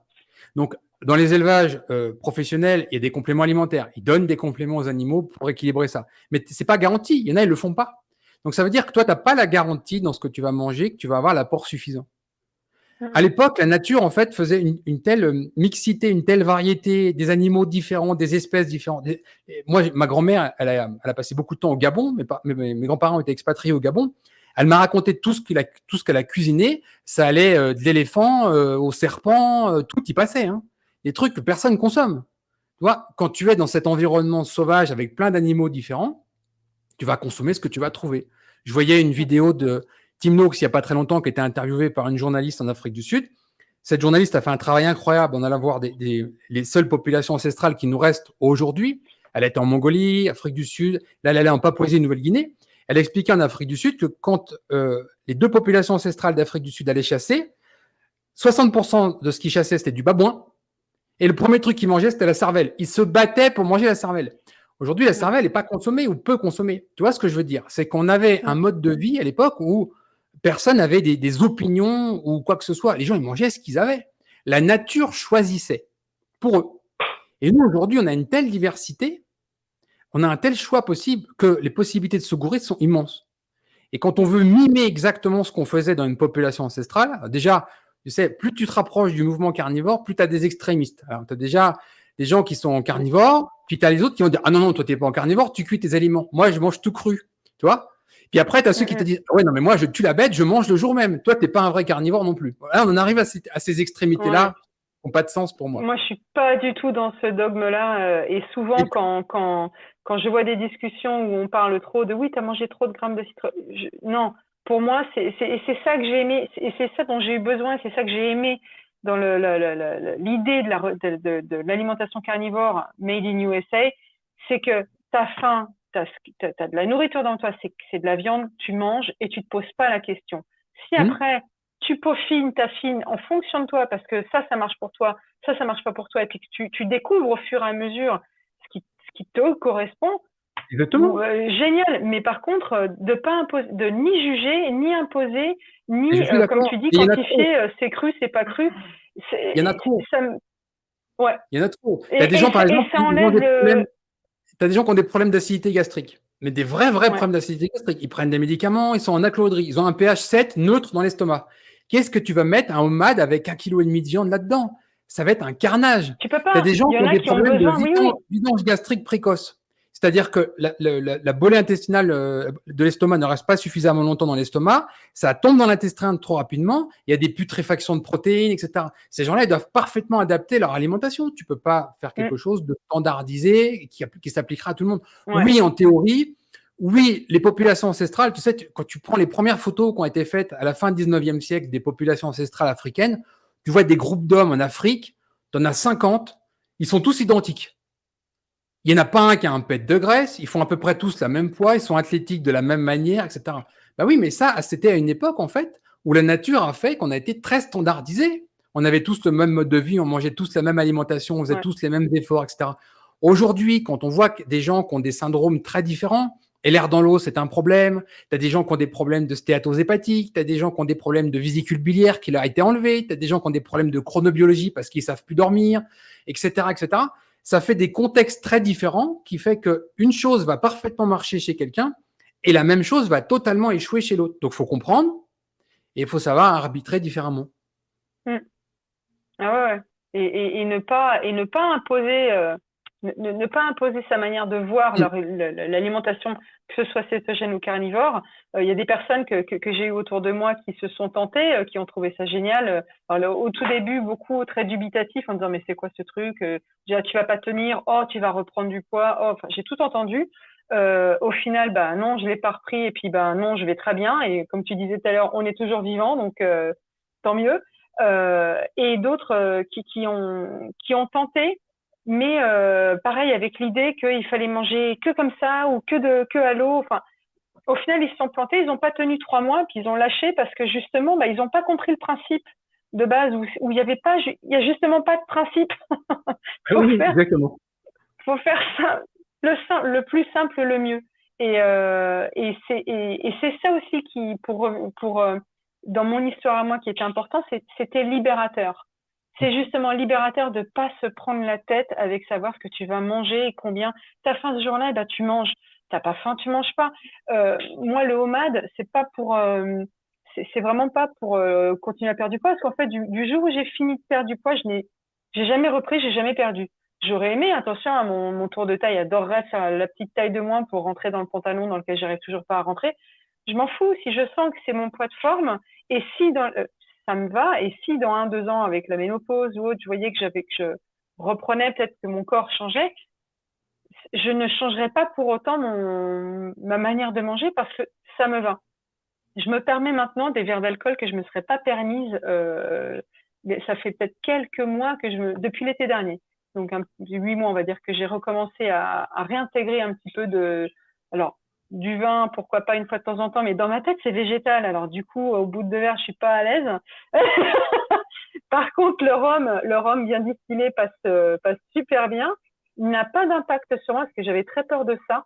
Je me dis mince, est-ce que c'est la porte ouverte à retomber dans quelque chose? Et au final, pas du tout. Après, encore une fois, c'est de façon épisodique et pas du tout de manière régulière. Mais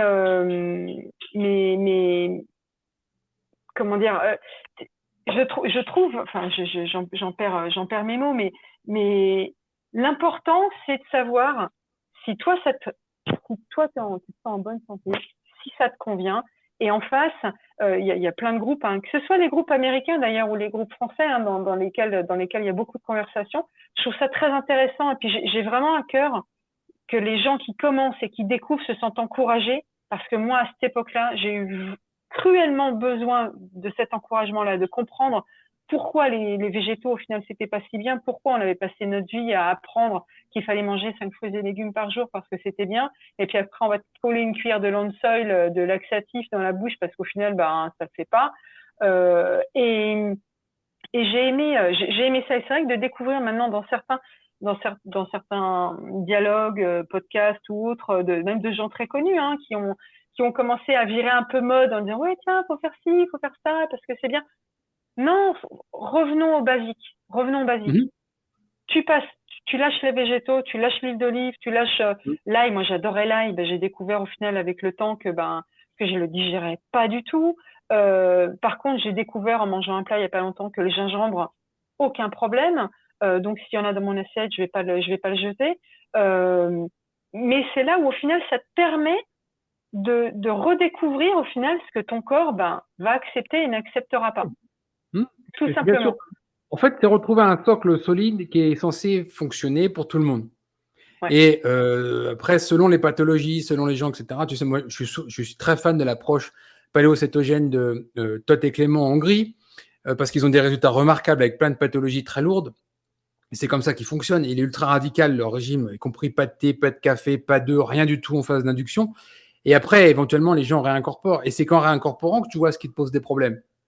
Et donc, il n'y a pas de règle. Il y a des gens, tu sais, ils ont un vrai régime omnivore depuis toujours. Ils n'ont jamais eu le moindre problème. Ils ont un transit parfait. Ils n'ont pas de graisse corporelle. Ils n'ont pas de syndrome métabolique. Ça va très bien comme ça pour eux. Et c'est très bien. Et il y a des gens, ils patauchent parce que ils essayent un truc, ils essayent sur le sans gluten, le sans fibre, et puis ça va encore pas. Et puis voilà. Et au final, retrouver un régime le plus carnivore possible, voire même parfois sans œufs, parce que les œufs chez certaines personnes ont déjà posé des problèmes précédemment pour d'autres raisons que la nourriture. Et là, ils ont un socle solide où ils sont en pleine forme, ils perdent du poids, ils ont plein d'énergie, ok. Et puis après, peut-être qu'ils vont vouloir réincorporer quelques végétaux, parce que pour eux, c'est plus facile. Ils vont pouvoir le faire un par un pour voir si ça passe ou si ça passe pas. Ou peut-être qu'une petite quantité passe et une grande quantité passe pas. Voilà. Moi, ça passe pas. Par exemple, l'huile d'olive, avant que j'aurais utilisé, je cuisais énormément. Je te dis, j'étais quasiment végétarienne, donc je cuisais énormément les légumes et l'huile d'olive, je la digère. Mais c'est même gratté parce que la viande aura touché l'huile d'olive, ça ne passe plus du tout. Et de toute façon, dès que je mange quelque chose au final ou qui n'aura pas été totalement carnivore, j'ai mal aux articulations. C'est comme si je devenais rouillée, comme si j'avais 90 ans. Mais mal. Je le sais systématiquement. Les rares fois où ça m'est arrivé, j'étais pas du tout surprise. Pas du tout surprise. Donc je vois pas, c'est pour ça que je me vois pas changer de mode alimentaire. Mais de toute façon, la clé du succès et la clé pour tenir, etc., c'est de vivre tout ça sans frustration. C'est la clé. Si vous arrivez dans tout ça en ayant l'impression qu'on vous retire toute votre joie de vivre, etc., vous échouerez parce que vous allez tenir 1 semaine, 2 semaines, 3 semaines et vous allez replonger. Si vous y arrivez vraiment convaincu et que vous goûtez rapidement à des bienfaits, typiquement, ça peut être des migraines, le poids qui n'arrivait pas à partir, qui part enfin, une inflammation qui baisse radicalement avec des douleurs en moins, etc., forcément, les gens ils vont pas retourner à leur mode de vie d'avant. Donc, faut pas le vivre. Alors moi, paradoxalement, mes migraines ne se sont pas arrêtées, tu vois. Je fais autant de migraines qu'avant, des belles. Je suis une vraie migraineuse depuis très très longtemps. Je fais des grosses migraines et ça ne s'est jamais tempéré. Ça, c'est mon seul regret. Je pensais, j'espérais que ça change. Oui, alors, j'ai essayé, pareil, à saler un petit peu plus, à saler un peu moins. Au final, moi, je fonctionne en salant beaucoup. Et j'avais suivi pareil, j'oublie les noms, cette américaine là qui était très migraineuse et qui parlait donc sur ce sujet qu'il fallait vachement supplémenter en sel, etc. Et en fait, ça dépend en fait si ça vient d'un problème côté, de surrénalien, cortisol, etc. Alors, dans ces cas-là, le sel il va directement impacter. Mais après, il peut y avoir d'autres raisons. C'est littéralement devenu hormonal. C'est littéralement, mes migraines aujourd'hui sont totalement hormonales. Avant, elles étaient oculaires. Enfin, je faisais des migraines quasi somatiques, oculaires ou hormonales. Je te les faisais toutes. Donc j'avais le droit aux injections. J'ai des triptans costauds. J'ai tout le temps des Nurofen et des triptans sur moi parce que c'est tellement impactant que je peux pas faire sans. Mais j'en fais toujours 5 à 6 par mois costauds. Après, il y a plein de paramètres. Non, mais il y a pour 70-80% des gens, c'est directement les glucides. Et puis, pour 20%, il y a forcément une réponse totalement individuelle. Alors après, il faut regarder tout le passé médical, les carences alimentaires et des carences alimentaires que les gens traînent longtemps. Typiquement, tu vois, tu parlais d'anorexie, je peux te garantir qu'un régime pour réalimenter une anorexique, c'est quelque chose de costaud. parce que tout a tellement été impacté, ne serait-ce que la masse osseuse, qui a fait tampon pendant très longtemps. Pour la régénérer, ça demande des quantités de micronutriments qu'une personne n'est même pas capable de manger. Donc, il faut passer par du supplément. Donc, faut comprendre tout ça. Et les suppléments, c'est pas un échec. Je ne suis pas anti-supplément. Je dis juste qu'on peut faire un régime cétogène ou un cétocarnivore parfaitement équilibré sans supplément. Par contre, ça demande du temps. Faut vraiment s'y engager. Il faut une certaine diversité. Il faut un gros volume de nourriture. Mais les gens qui n'y arrivent pas, ce n'est pas un échec de passer par du supplément dans ces cas-là. Au moins temporairement, par exemple, sur retrouver des bons niveaux de micronutriments qui auraient été insuffisants pendant trop longtemps. Et voilà, les migraines, il y a plein de choses. Tu sais, il y a les acouphènes, les migraines, ça, c'est des choses qui sont un peu touchy, où la médecine échoue beaucoup. Il y a des choses à faire, mais c'est souvent individualisé, parce qu'il y a une histoire derrière à comprendre. Ne serait-ce que les acouphènes et le carnivore, il y a des choses que tu arrives à... L'acouphène peut se... Ah oui, bien sûr, bien sûr. J'ai donné de la littérature scientifique à des gens pour ça, oui. D'accord, ok, ça m'intéresse. Et le cortisol aussi est central dans l'histoire parce qu'on a des niveaux de cortisol aujourd'hui qui sont globalement trop élevés par notre mode de vie. On a un problème massif avec le sommeil, on a un problème massif avec les lumières bleues, et d'ailleurs, on a un problème massif avec des niveaux de cortisol. Le pic du matin est trop bas, et après, on a une production de cortisol sur toute la journée trop élevée. Et puis derrière, avec les années, les décennies, on a un vrai problème de mélatonine qui est un carnage. C'est le prochain carnage d'ailleurs. Voilà. Mais du coup, tu vois, on parle de vie ancestrale, on parle de nourriture, mais on pourrait parler de lumière, exposition au soleil, on peut parler après d'exposition au chaud, au froid, on peut parler de sommeil, on peut parler donc de la mélatonine, on peut parler du stress chronique avec le cortisol, du manque d'activité physique, etc. Parce que tout ça, c'est lié. Tu vois. On parlait tout à l'heure des protéines. Le sujet protéines, en fait, il ne veut rien dire. Est-ce que c'est un sujet protéines chez quelqu'un qui est en train de faire de la résistance pour faire de l'anabolisme musculaire, ou la même quantité de protéines chez quelqu'un qui est sédentaire? Deux sujets différents. Et quand tu commences à creuser, c'est un travail d'enquête, en fait, pour retrouver vraiment l'origine du problème. Ça devient individualisé. Donc, la migraine, chez 80% des personnes, ça passe juste avec le retrait des glucides, que ce soit cétogène ou cétocarnivore. Et chez d'autres, il faut creuser plus loin. Voilà. Tu as une Allemande excellente que j'adore, qui a fait tout son PhD sur les migraines et le régime cétogène, et s'est même spécialisée sur le développement de corps cétoniques synthétiques spécialement pour ça. Elle était 5 jours par semaine complètement dans le noir, elle ne pouvait plus rien faire, enfin, c'était une vraie misère. Elle a voué toute sa carrière à ça. Voilà. C'est des sujets qui sont intéressants. Voilà. Donc, alors, ça fait maintenant 3 ans, plus de 3 ans que tu es en régime carnivore. Tu as vu vraiment une évolution avec le temps? Tu as vu des arbitrages différents? T'en es où maintenant? Comment tu vis ton régime carnivore? Tu es toujours en OMAD? Qu'est-ce que tu manges aujourd'hui? Alors, il y a eu des périodes où j'ai pas forcément fait le OMAD parce que c'est pas une religion que je suis. J'y vais vraiment en fonction de mon appétit, aussi en fonction de mon rythme de boulot, parce qu'il y avait des fois où c'était plus facile pour moi de manger en OMAD que de manger 3 repas par jour. Dernièrement, je vais manger un morceau de fromage le matin, et puis le midi, je vais bien manger.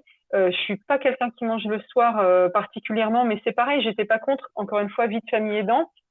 Si je leur fais un plat et que je sais que la viande, je l'ai cuisinée de telle façon à ce que je peux en manger, d'habitude j'en mange, mais je me rends à l'évidence à chaque fois que je reprends cette routine-là un petit peu trop quotidienne, que je digère moins bien. Tu vois, tu parlais d'acidité gastrique. Dans mon cas, je digère moins bien si je fais plusieurs repas par jour. Je me retrouve avec des remontées gastriques que j'avais pas normalement, alors qu'en faisant le OMAD, évidemment, le matin, ça me gêne pas du tout. Évidemment, je veux dire, au milieu de matinée, je dis, tiens, j'ai faim. Mais ça passe. Et puis le midi, je mange pas plus. Ça me fait pas manger comme avant, comme au tout début du régime carnivore, où là, j'avais faim et puis j'arrivais pas à me quantifier. Là, j'arrive avec mes 500 grammes, que ce soit mon steak haché que je vais cuisiner ou ma poitrine de porc, souvent avec des œufs parce que j'aime bien le côté équilibré de l'œuf. Je trouve ça chouette. Et je mange un petit peu comme les poules tous les jours, quasiment la même chose maintenant. Et le OMAD le OMAD est vraiment pour moi ce qui me correspond le mieux. Donc au bout de 3 ans et demi, au final, si je devais faire le bilan, c'est que j'ai quasiment divisé par 2 mon apport journalier alimentaire de ce que je mangeais au début, parce qu'au début j'avais vraiment un appétit mais je pense que j'avais besoin de combler pour le coup le mal que je m'étais fait pendant longtemps à sous-manger, à pas savoir me réguler. Donc là, j'ai laissé faire. Je me suis dit, ok, on fait confiance, on y va. J'ai pas repris. Moi, j'ai eu de la chance. Enfin, de la chance. Ça m'a pas fait prendre de poids. Je pense que j'ai séché. Par contre, je me suis retrouvée avec des abdos sans faire de sport. Donc, c'est plutôt chouette. La texture de la peau, encore une fois, j'ai 46 ans. Je me trouve que je m'en sors pas trop mal. T'as vu la photo de Shafi qu'il a publiée il y a quelques semaines, là, où il était avec une agricultrice du Canada qui avait 85 de mémoire et qui était en carnivore diète depuis 65 ans. Et en fait, tu lui donnes 60 ans, quoi. Ah bah oui. Mais c'est Voilà. top. Ouais, voilà. Ouais. Donc c'est vrai que je me vois pas là au bout de 3 ans et demi. Bah non, toujours une même force mentale. Les choses se sont assagies. Je veux dire, au début, j'aurais pu être. Je te parlais d'euphorie, de une clarté mentale, vraiment une énergie. À un certain moment, je savais vraiment pas trop quoi en faire de tout ça. Maintenant, je me suis un petit peu plus posée. Avant, je t'aurais dit, je suis jamais fatiguée. Là, non, c'est faux. Maintenant, le soir, je suis fatiguée comme tout le monde. J'ai envie d'aller me coucher, etc. Mais par contre, un bilan physico-énergético-mental génial. Je fais partie de ceux qui avaient des problèmes de vésicule biliaire au tout début. J'ai fait une écho. J'avais donc des cailloux. J'avais un caillou qui faisait un peu plus d'1 centimètre. Enfin, j'avais C'est des super jolis petits intéressant cailloux. parce que beaucoup de gens ont cette question. Oui. Et je voulais pas. Alors pour moi, on me dit faut se la faire enlever. Moi, c'était hors de question. Je me dis que tous les organes qu'on a, ils servent à quelque chose. Exactement. Que on était aussi dans j'ai pas le mot.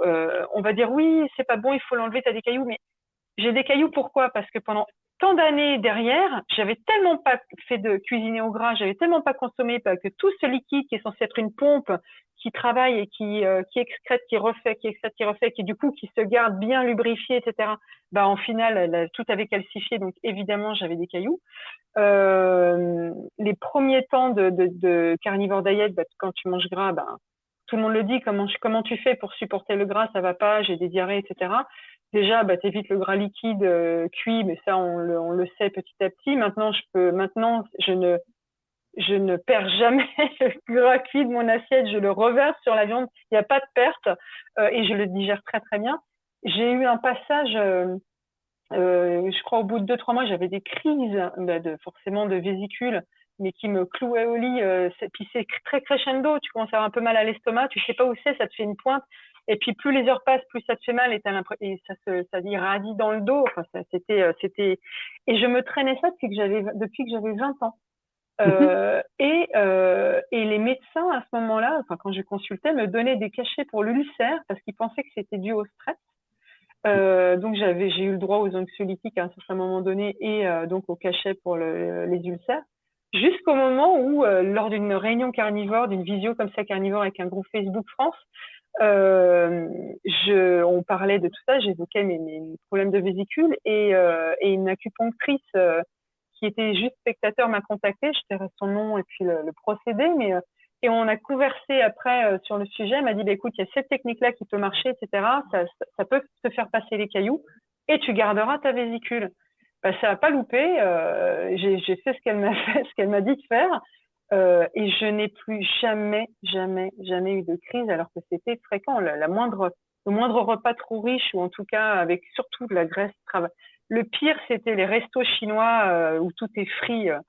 T'es sûr que dans les 3 heures, j'avais une crise d'ulcère. Enfin, une crise tu vois, le lapsus, j'avais une crise de vésicule. Et alors déjà, forcément, je mange plus de chinoiseries frites, etc. Ça, c'est le passé. Mais en tout cas, depuis que je suis carnivore, je peux manger maintenant tout le gras que je veux.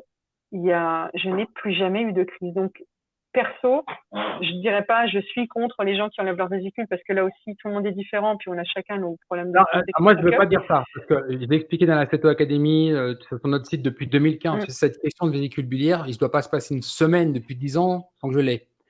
Et donc, la vésicule biliaire est essentielle pour la bonne digestion des lipides. Les caillots, ils arrivent parce que vous ne mangez pas assez gras, vous avez un régime occidental pourri qui n'est pas suffisamment riche en glucides, pas assez riche en gras. Donc, du coup, ça va stagner dans votre vésicule biliaire, les caillots vont se développer avec le temps, et puis après, un abruti de médecin va vous dire faut vous la retirer, vous inquiétez pas, en vissant. Ce qui est une vraie connerie. On retire des vésicules biliaires pour rien. 1. 2. Nous avons de la littérature scientifique qui nous explique que pour inverser les problèmes de caillots de vésicule biliaire, le régime adéquat, c'est un régime cétogène, c'est-à-dire un régime gras. Allô les médecins, lisez la littérature scientifique. 3. Pour les gens pour lesquels la vésicule biliaire a déjà été retirée. Question, est-ce que je peux faire un régime cétogène? Réponse, oui. Et le problème, en fait, avec ça, c'est qu'idéalement, avec l'expérience, il est préférable de fractionner les apports de lipides. Donc, techniquement, faire un OMAD avec 200 grammes de lipides sur un repas, là, impossible, c'est pas tenable. Ça va être compliqué. Hein. Par contre, faire un régime cétogène, voire un régime cétocarnivore en fractionnant les lipides, ça peut se faire. Voilà, il y aura suffisant. De toute façon, la production de bile va être la même. La vésicule, en fait, c'est une sorte de réservoir tampon. C'est-à-dire quand il y a un gros afflux, elle vient en mettre beaucoup. C'est ce réservoir tampon que vous retirez, mais ça n'enlève pas la production de bile. Mais le problème, en fait, ça va être le fractionnement. Moi, personnellement, j'ai vu de bons retours avec des gens qui fractionnaient les apports, fractionnaient les repas cétogènes, plutôt qu'un gros repas. Voilà. Parce que ça, c'est une vraie question. Beaucoup de gens sont dans ce cas-là. Ils ont des problèmes de vésicule biliaire. Voilà. Oui, et moi, je voulais vraiment pas. T'as raison. Comme tu l'as dit, il n'y a pas d'organe optionnel. Il n'y a rien, tout est utile. Oui, et puis moi, je ne voulais pas. Et je voulais pas me freiner, je voulais pas me dire que la diète carnivore allait devoir s'arrêter parce que justement, quand tu n'as plus ta vésicule, après, c'est quand même un gros bordel. Alors, t'en as pour qui ça fonctionne bien, puis qui arrive à retrouver un équilibre.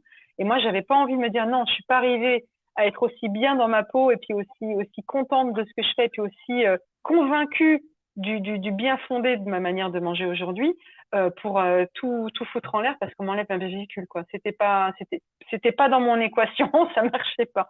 Et c'est vrai que donc je te dis, c'était vraiment au tout début, donc ça fait plus de 3 ans que j'ai plus jamais eu une seule crise de vésicule. Les gens, en fait, quand ils passent dans ce genre de régime, quand ils ont des problèmes avec les caillots qui sont en train de passer, en fait, concrètement, c'est des choses qui stagnent depuis longtemps, qui tout d'un coup vont forcer le passage parce qu'il y a beaucoup plus de besoin de bile fabriqué avec le cholestérol à la base, on rappelle. Et donc, du coup, le temps que ces caillots passent, ces gros caillots passent, c'est des caillots qui passent d'un tuyau, pour faire simple. Donc, ça fait mal. Comme une infection urinaire, c'est la même chose. Comme des calculs urinaires. Et ça prend des jours, des semaines, et puis après, ça s'arrête. Donc, le temps que vous retrouviez la fonction, voilà. Donc, les gens, au moins, ils savent où c'est qu'ils en sont avec ça. Parce que j'ai souvent la question. Donc, combien de kilos tu as perdu au total? J'ai commencé le régime, j'ai commencé le jeûne et tout ça. Je faisais exactement 92 kilos. 92 kilos. Et je faisais un taille 46-48 français.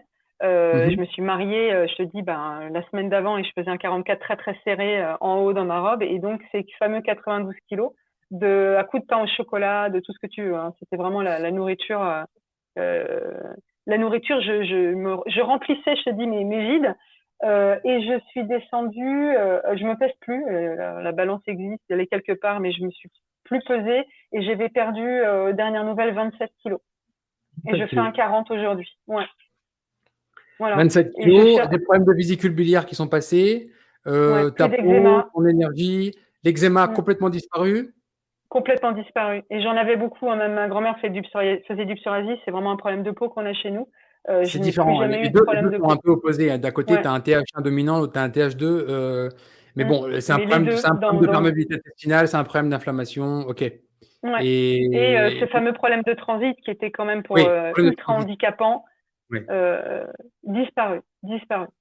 Et puis des douleurs, tu parlais de douleurs articulaires, des choses comme ça aussi qui pouvaient arriver. Beaucoup de douleurs articulaires, type arthrose et surtout parce que tu en as aussi qui le font, on en parle peu, mais le côté mental, il y a des gens qui le font juste parce que côté dépression, ça les aide. Encore une fois, on a tous nos petites casseroles et nos sacs à dos. Moi, j'ai mon sac à dos perso avec des peines plus ou moins importantes et je n'ai jusqu'à être carnivore, jamais eu ce bien-être mental. Ce bien-être mental. J'ai fait deux belles dépressions avec beaucoup de médicaments, avec des creux de vague, des suivis de thérapie, etc. Parce que j'arrivais pas à trouver les solutions. Je dis pas, attention, c'est pas que ça règle, que ça enlève les poids de ton sac à dos. Par contre, ça te fait avoir l'énergie mentale de porter ton sac à dos et d'être bien dans ta peau. Et cette sensation d'être bien dans sa peau, d'avoir l'impression d'être devenu, ouais, mes enfants, c'est simple, m'appellent la Croods. Tu sais, le dessin animé, les Croods, là. Pour eux, mais je trouve que ça porte bien son nom parce que ça te donne cette niaque. Et c'est quelque chose, oui, que littéralement le régime carnivore m'aura apporté. Ouais. Alors, toi, c'est une de mes grandes déceptions parce que je vais faire 100 portraits keto là, et j'avais pour ambition de vraiment mettre à peu près un témoignage pour toutes les grandes applications du régime cétogène. Et je voulais impérativement que quelqu'un me parle, un Français qui a participé dans une étude sur l'application psychiatrique du régime cétogène. C'est lui qui a travaillé avec Weissman, Georgia, tout ça pour publier leur étude sur un régime cétogène uniquement pour des gens qui sont sous médicaments en psychiatrie. Donc, on parle de syndrome bipolaire, on parle de schizophrénie, on parle de choses lourdes. Hein. Et malheureusement, je n'ai pas pu avoir quelqu'un, donc ça sera peut-être partie remise pour plus tard, mais j'aurais voulu, parce qu'il y a vraiment beaucoup de littérature sur le sujet, passer sur un régime cétogène pour toute l'approche psychiatrique. Il y a des gens qui sont sous médicaments, ça marche vraiment. On a beaucoup de littérature, c'est efficace, et on peut se passer de médicaments. Dans leur étude, c'était 70% des gens affranchis de médicaments en quelques mois. Voilà. Et puis après, il y avait aussi les enfants. Typiquement, je voulais te faire témoigner au moins un enfant, parce qu'il y a beaucoup d'enfants avec le régime cétogène et les crises d'épilepsie, et beaucoup d'enfants avec un syndrome qui s'appelle GLUT1 déficient. Ça aurait été intéressant parce que voir un enfant de, je sais pas, 12, 13, 14, 15 ans qui suit un régime cétogène et avoir son ressenti, ça aurait pu être intéressant. C'est ce qui va me manquer dans ces 100 portraits keto. Ça viendra. J'espère. Les invitations ont été lancées. J'ai une personne que je voulais absolument avoir et elle m'a répondu 3 mois après que je l'ai invitée, trop tard malheureusement. Elle a 20 ans d'expérience en tant que diététicienne hospitalière. C'est une des pionnières en France sur l'utilisation à l'hôpital du régime cétogène. Elle a la retraite maintenant et j'aurais voulu absolument l'avoir pour la faire parler parce qu'elle a une vision sur tellement de milliers de patients. Ça aurait pu être très enrichissant. Bien sûr, voilà. Bien sûr. Donc oui, le régime cétogène est très documenté scientifiquement. L'approche carnivore aussi. On a aussi maintenant de plus en plus de témoignages avec des cas remarquables. Quand je dis remarquables, c'est que c'était des gens clairement qu'on a envoyés au cimetière. C'est-à-dire leurs médecins leur ont dit, on a tout tenté pour vous, c'est fini, faites vos papiers, préparez votre cercueil. Et puis les gens ont dit, ah non, moi j'ai pas essayé de mourir tout de suite, donc je vais faire quelque chose. Et ils sont arrivés, par exemple, l'équipe de Todt et Clément en Hongrie, avec des gens qui étaient vraiment en fin de vie. Je pense à des glioblastomes très avancés, je pense à des choses comme ça. Et ils sont toujours là grâce à un régime carnivore. Donc, ne baissez pas les bras. L'option thérapeutique régime cétogène ou céto-carnivore est une vraie option à envisager. C'est un message d'espoir. Ah oui, totalement. Qu'est-ce que tu voudrais ajouter? Peut-être aborder un point spécifique? De quoi tu veux nous parler en plus? Ou je te laisse directement le mot de la fin, c'est comme tu veux. Écoute, c'est plutôt à toi parce qu'en fait, le fait d'en parler comme ça fait longtemps que j'en ai pas reparlé et puis c'est devenu tellement routinier que c'est vrai que je suis. Alors moi, je vais poser la question. Ton mari, pourquoi il te suit pas? Et peut-être qu'il va voir ton témoignage. Parce que non, tu vois, je sais pas si tu as vu, plus mais il y avait j'ai mangé de la viande, mais moins il en mange. Valérie, 5 ans en régime cétogène, et puis son mari ne le suivait pas. Et finalement, il voit les débuts des portraits keto. Donc, c'est pour ça que je l'ai interviewé, parce que ça faisait que 3 mois qu'il était en céto. Et le titre de la vidéo, c'est pourquoi avoir attendu 5 ans. Et il nous l'explique. Pourquoi il a vu sa femme pendant 5 ans en régime cétogène et qu'il n'avait pas. Qu'est-ce qui serait le point bloquant chez ton mari? Peut-être les végétaux, un goût pour le fruit. Ouais, non. Alors, c'est pas quelqu'un qui mange énormément. C'est pas un gros mangeur, pourtant il a une carrure de viking, comme je dis. Mais non, il arriverait pas, juste, il arrive pas à se mettre dans l'idée de manger autant de viande. Et plus j'en mange, et je crois que ça l'a écœuré. Alors il tolère complètement, il est super gentil, il est très supporter, il m'a jamais dit quoi que ce soit et je le remercie pour ça. Mais non, il en mange très peu. Il a peut-être pas non plus d'objectif personnel.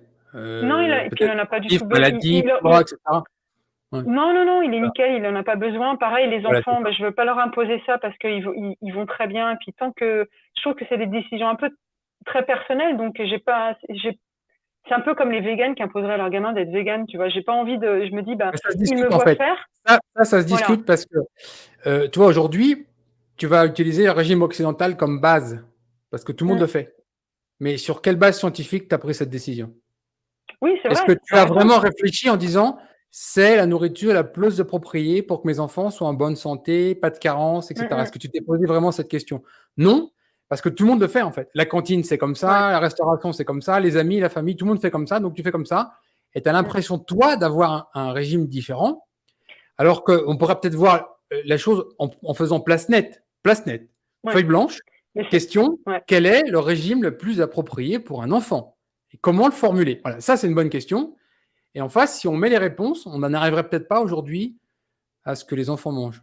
Bien sûr. Et par contre, c'est vrai que malgré moi ou malgré eux, parce que je mange comme ça maintenant depuis plus de 3 ans, j'ai un mal de chien à faire les courses comme j'aurais pu les faire avant. Donc, c'est des enfants qui ne mangent pas de bonbons parce que j'en achète pas. C'est des enfants qui sont pas au jus de fruits ultra sucré le matin, ils sont à l'eau et puis par goût. C'est pas des enfants gourmands, c'est des enfants qui peuvent regarder un gâteau dans le frigo et qui ne le mangeront pas. Donc d'une certaine manière, ils sont pas cétogènes, ils sont pas tout ça, mais c'est pas du tout. Par contre, il y a pas cet impact du glucide, tu sais, surtout pour tout. Donc déjà, c'est pas mal. Mais je vais rester déjà là-dessus. Et puis non, et mon mari, non, je te dis, il va manger un peu de poisson, un peu de viande, il va rester sur pareil, pas gourmand, mais il fera pas. Non, il fera pas. Mais c'est ce que je dis à tout le monde. Par contre, j'ai une sœur jumelle. Oui. Une sœur jumelle, on est monozygote, donc même ADN, etc., qui n'est pas carnivore, et qui n'a jamais eu les soucis de. On va pouvoir faire une grande étude. On va pouvoir faire une grande étude pour comparer. Ouais. Écoute, non, mais c'est rigolo, hein. Et par contre, et c'est là où moi je serais très curieuse de faire la test, mais pourquoi pas, on lui a détecté une ostéoporose précoce. Tu vois, donc avec plaques dans le dos, dans la colonne vertébrale, etc. Grosse opération. Ouais, 45 ans. Et ce qui m'a fait sourire, c'est que quand le chirurgien lui a donné le régime alimentaire après, à cause de son ostéoporose, qu'il fallait qu'elle suive pour que les choses ne s'aggravent pas, c'était littéralement cétogène. Et on me dit, ah ben non, mais non, je vais faire un régime. Et je dis, non, tu vas juste manger des choses où il y a moins de glucides, où il y a plus de choses. Alors, elle a gardé des féculents, elle a gardé des choses que moi, je me verrais jamais manger. Mais par contre, on est littéralement dans une alimentation cétogène. Il y a des choses clés pour moi, j'ai vu par exemple, je l'ai vu avec Nelly déjà, parce que Nelly, elle a eu une phase d'anorexie importante, donc une grosse masse osseuse impactée. Et techniquement, dans la littérature scientifique, ça ne s'inverse pas. Moi, je l'ai inversé. Et chez les anorexiques, c'est facile à inverser. Mais par contre, il faut soit manger beaucoup, soit mettre beaucoup de suppléments parce qu'on a besoin de calcium, parce qu'on a besoin de magnésium, parce qu'on a besoin de bore, parce qu'on a besoin de protéines, parce qu'on a besoin de phosphore, etc. en masse. Et puis, là-dessus, il y a d'autres aspects parce que tu as vraiment deux activités, ostéoclaste, ostéoblaste, en permanence. Tu as une activité destruction de l'os et une activité construction de l'os. L'important, c'est soit d'aller sur la construction, soit la destruction, selon ce que tu veux faire. Quand tu as une ostéoporose, ça veut dire que pendant des décennies, tu avais ostéoclaste qui travaillait plus que ostéoblaste. Et quand tu veux recréer de l'os, c'est l'inverse. Il faut passer sur plus d'ostéoblaste que d'ostéoclaste. Donc, créer de l'os, il faut quelques années pour gagner 1 kilo de masse osseuse. Ça prend du temps quand tu as vraiment une ostéoporose vraiment marquée, mais c'est possible, on peut le faire. Ça ne se fait pas de façon empirique, il faut faire un scan DEXA. Avec ton scan DEXA, tu as ta masse osseuse, ta masse grasse, ta masse musculaire. Et puis après, tous les ans, tu en refais un en contrôle et tu vois ce qui se passe si tu inverses la courbe. Parce que normalement, la courbe, elle va que en descendant, tu ne l'inverses pas. Mais ça peut se faire. Et puis, il y a le mode de vie à changer. Et bien sûr, régime cétogène, peu de glucides, et il faut y aller vraiment sur les protéines. Et il faut y aller surtout sur la contrainte musculaire. Parce que s'il n'y a pas de contrainte musculaire, il n'y a pas de tension sur les ligaments, il n'y a pas de tension sur les tendons, donc il n'y a pas de tension sur les os. Donc il n'y a pas de nécessité de créer de l'os. Typiquement, quand on voit un homme dans l'espace, il perd, je ne sais plus combien, en 1 an de temps dans l'espace, les records qu'il y a eu, c'est énorme, la masse osseuse qui est perdue. Ils ont tout un protocole pour la regagner derrière. Et bien là, on est dans la même situation. Et quand tu regardes au niveau évolution, la masse osseuse des femmes, il y a, je crois qu'ils avaient fait une découverte dans la Tamise, mémoire, c'était des 30 ou 40 000 ans. La masse osseuse de ces femmes était supérieure à la masse osseuse des hommes en moyenne aujourd'hui. C'est juste pour donner une idée. Ouais, c'est énorme. Voilà. Et l'os, en plus, c'est pas... très curieuse, tu vois, je serais très curieuse de faire un test pour voir entre elle et moi Ça vaut rien. Notre Ça vaut différence rien de de... mémoire. Enfin, moi, quand j'étais encore en France en 2020, l'année que j'ai dû faire, ça devait être 100 €, quelque chose comme ça. Tu as plein d'endroits, surtout tout ce qui est spécialisé, clinique du sport, des gens ils vont faire des VO2 max, tout ça, ils ont des scans dès que ça. C'est en libre service, tu n'as pas besoin d'ordonnance, tu y vas, tu payes. Alors, l'idéal, en fait, c'est d'aller toujours sur la même machine, parce qu'il y a plusieurs types de machines. Et après, comparer des résultats sur des machines différentes, c'est pas idéal. Ouais. L'idéal, c'est d'aller vraiment sur la même machine tous les ans, par exemple. Et là, on voit une évolution sur sa masse musculaire, sa masse osseuse. Ou la masse grasse, si c'est ce qui t'intéresse aussi. Mais sur la masse osseuse, c'est pas un rayonnement très puissant. On peut le faire relativement régulièrement, entre guillemets. Et c'est intéressant parce que comme ça, on a une data, on a une donnée qui est non invasive, simple et peu coûteuse. Mais dis à ta sœur que si elle veut, elle peut changer de vie et retrouver une masse osseuse fonctionnelle. Voilà. Ouais. Et j'ai oublié la vitamine D. Vitamine D essentielle là-dedans. Mais il n'y a pas que ça. Tous les micronutriments fonctionnent en osmose. Tu sais, on peut pas travailler sur un seul micronutriment. Tous les micronutriments travaillent en symbiose. Tu vois, tu peux pas parler de vitamine D sans parler de vitamine A en face. Tu peux pas parler de calcium sans parler de magnésium. Tu peux pas parler de zinc sans parler de cuivre. Et en plus, entre eux, ils sont vraiment, ils travaillent ensemble. Tu as des récepteurs. Enfin, c'est très complexe.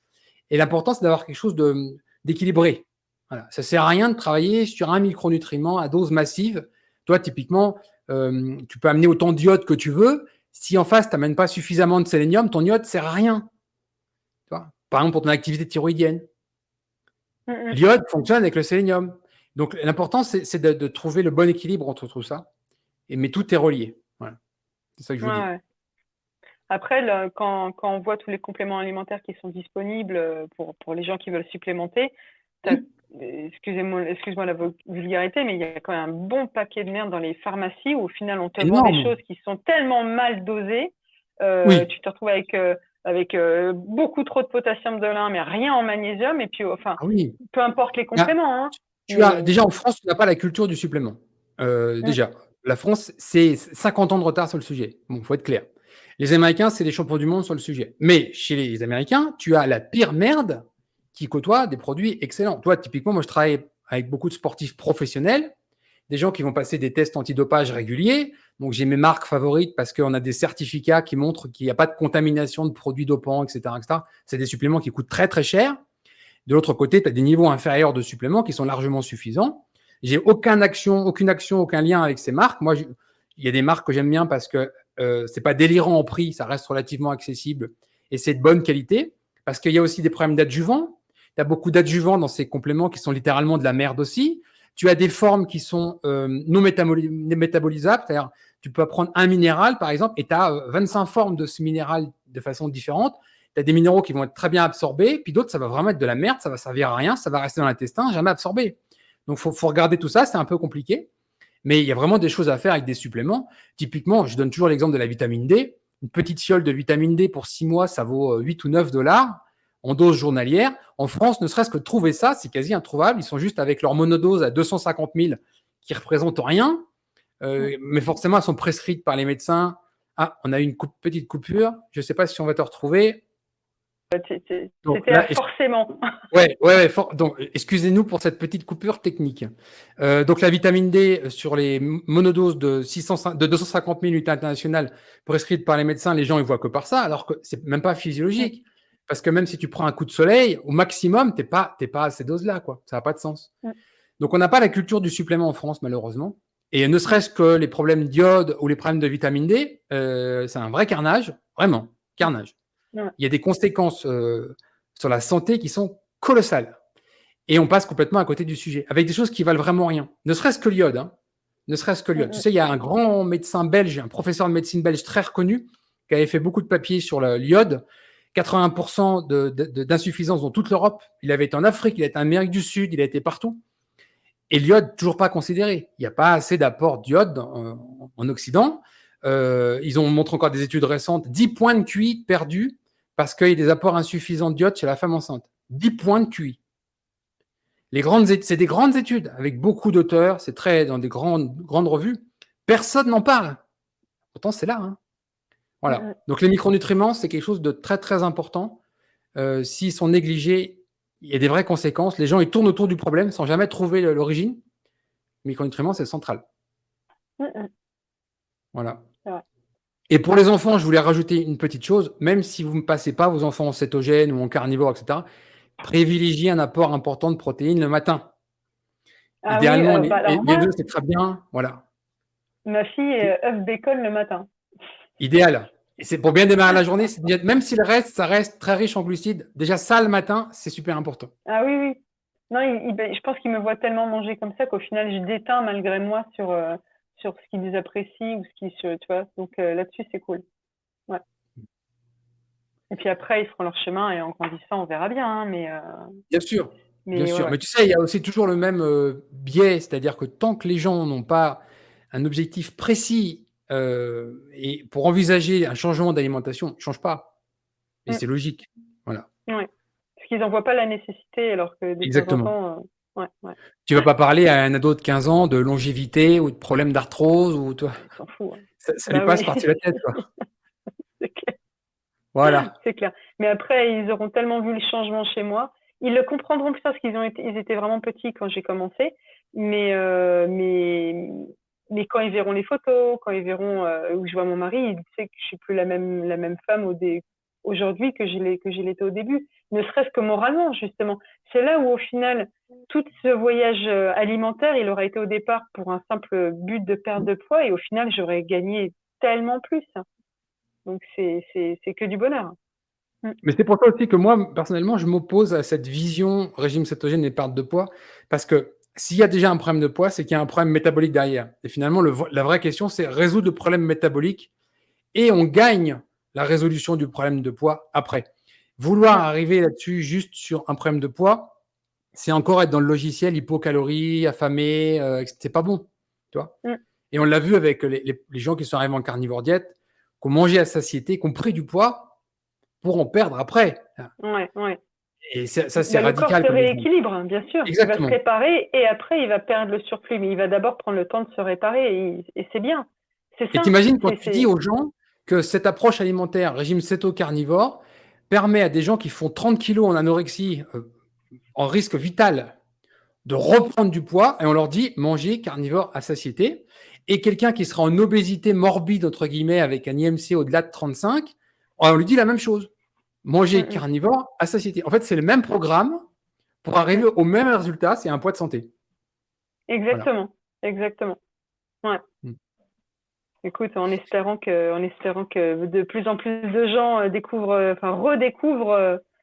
l'alimentation de base. L'alimentation de base.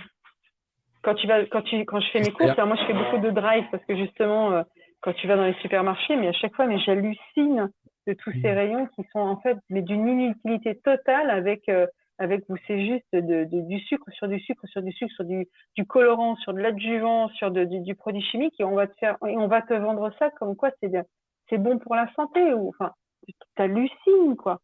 T'hallucines parfois t'achètes ta barquette de viande et on te regarde en biais parce que t'es pas vegan, que c'est une vraie mode en fonction d'où tu te trouves.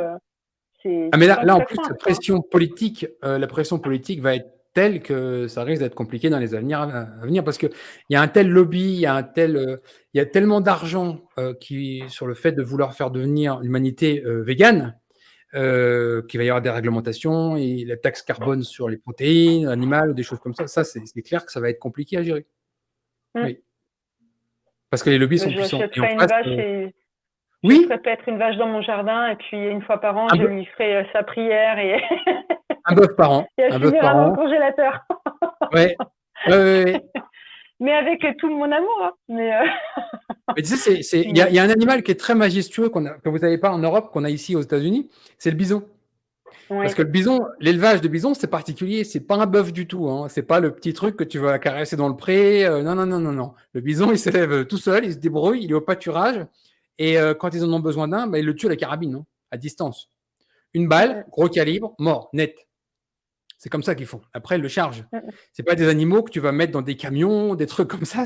Le transport de bisons international, comme ils sont en train de vouloir faire, là, emmener des animaux vivants de Nouvelle-Zélande en Europe, là, ils sont complètement ravagés du ciboulot. Tu fais pas ça avec un bison. Hein. Et c'est majestueux parce que tu t'aperçois que voilà, l'animal, il est en pleine nature.